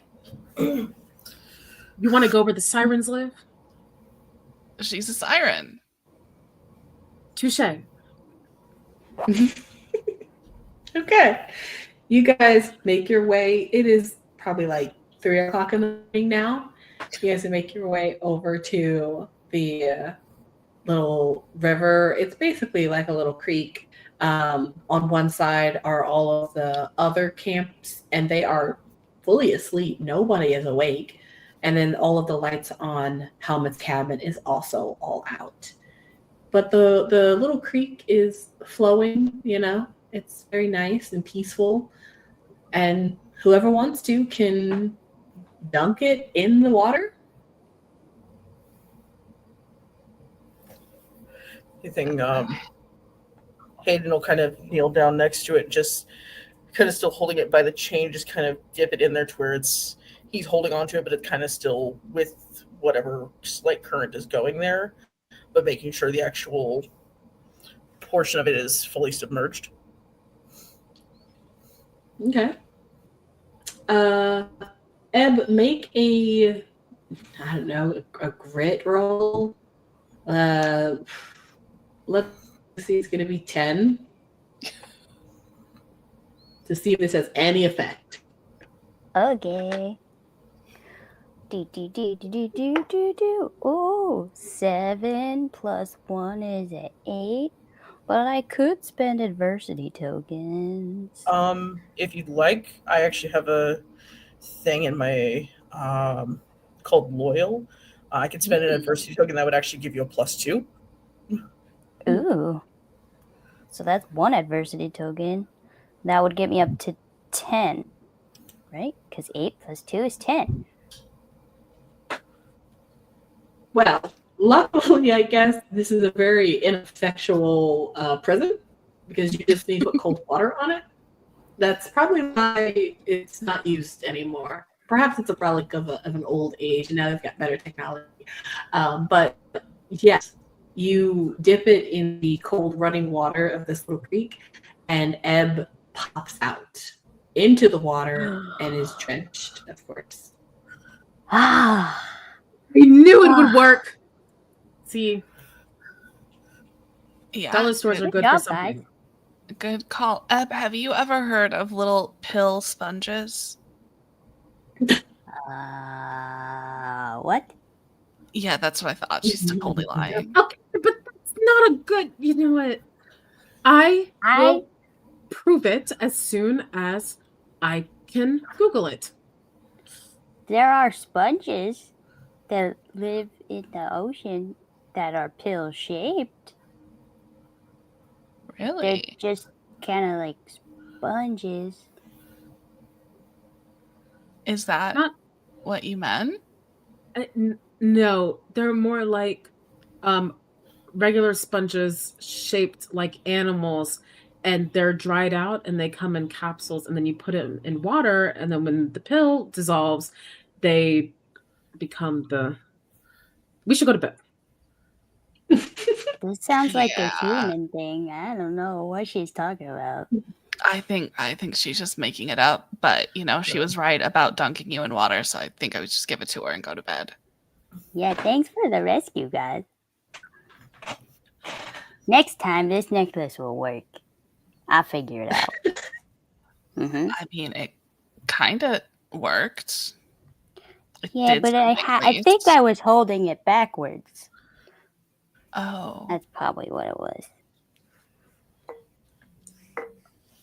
I'm not very good at magic yet. Anyone could make that mistake. You all make your way up to your tents. It is all pretty much almost sunrise at this point, unfortunately. And so, as you all get back into your beds, exhausted, mark a -1 to your grit as you all pass out, and you feel you get enough sleep to be extremely groggy as a horn is found all throughout the camp, waking everyone up, and Mickey is yelling throughout the camp, "Hi, everyone!" Ow. All are not gonna have a very restful sleep. It's that cliche. It was like it's just as you start to fall into that sleep, you just hear the loud noise. And that is where we will end up our adventure for today. Well, thank you to everyone who listened to our little beginning of our adventure. We wrong button. We have I'm doing so well. We have okay. Right. We have some really great games that are going to be coming out on the podcast, so stay tuned to those. And then also you can catch us doing live recordings of this episode weekly. So come back to listen more to these fun kids have fun at summer camp. Totally normal fun summer camp. Yay!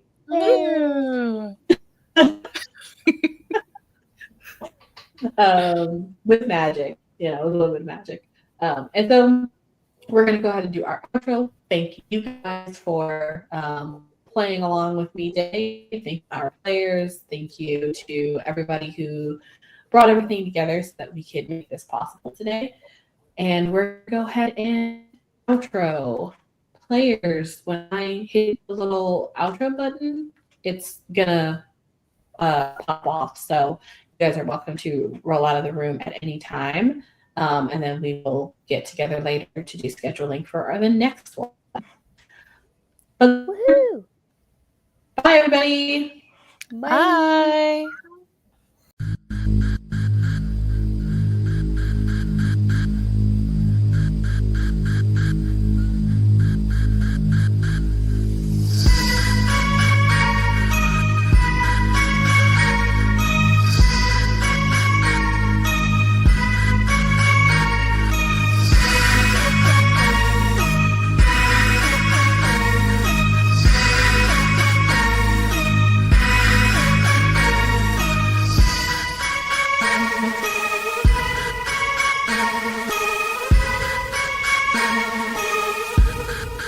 Bye.